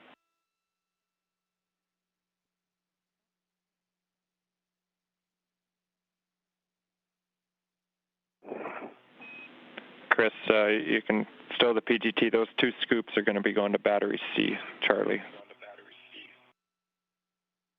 Battery C, Charlie.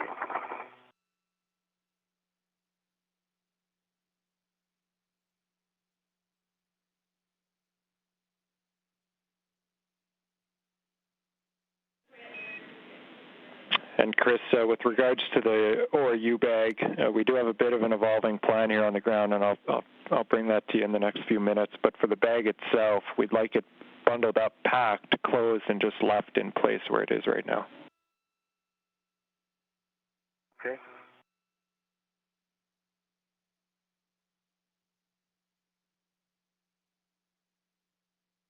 Screw-lock bag is the greatest idea all week. Concur.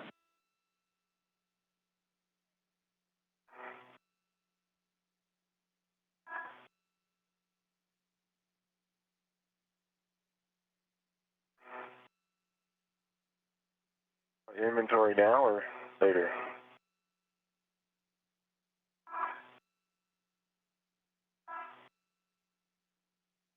Working on an evolving plan, I'll just assume that means later. And Chris, I'm sorry, but if that was about the inventory firm, we're not going to inventory right now.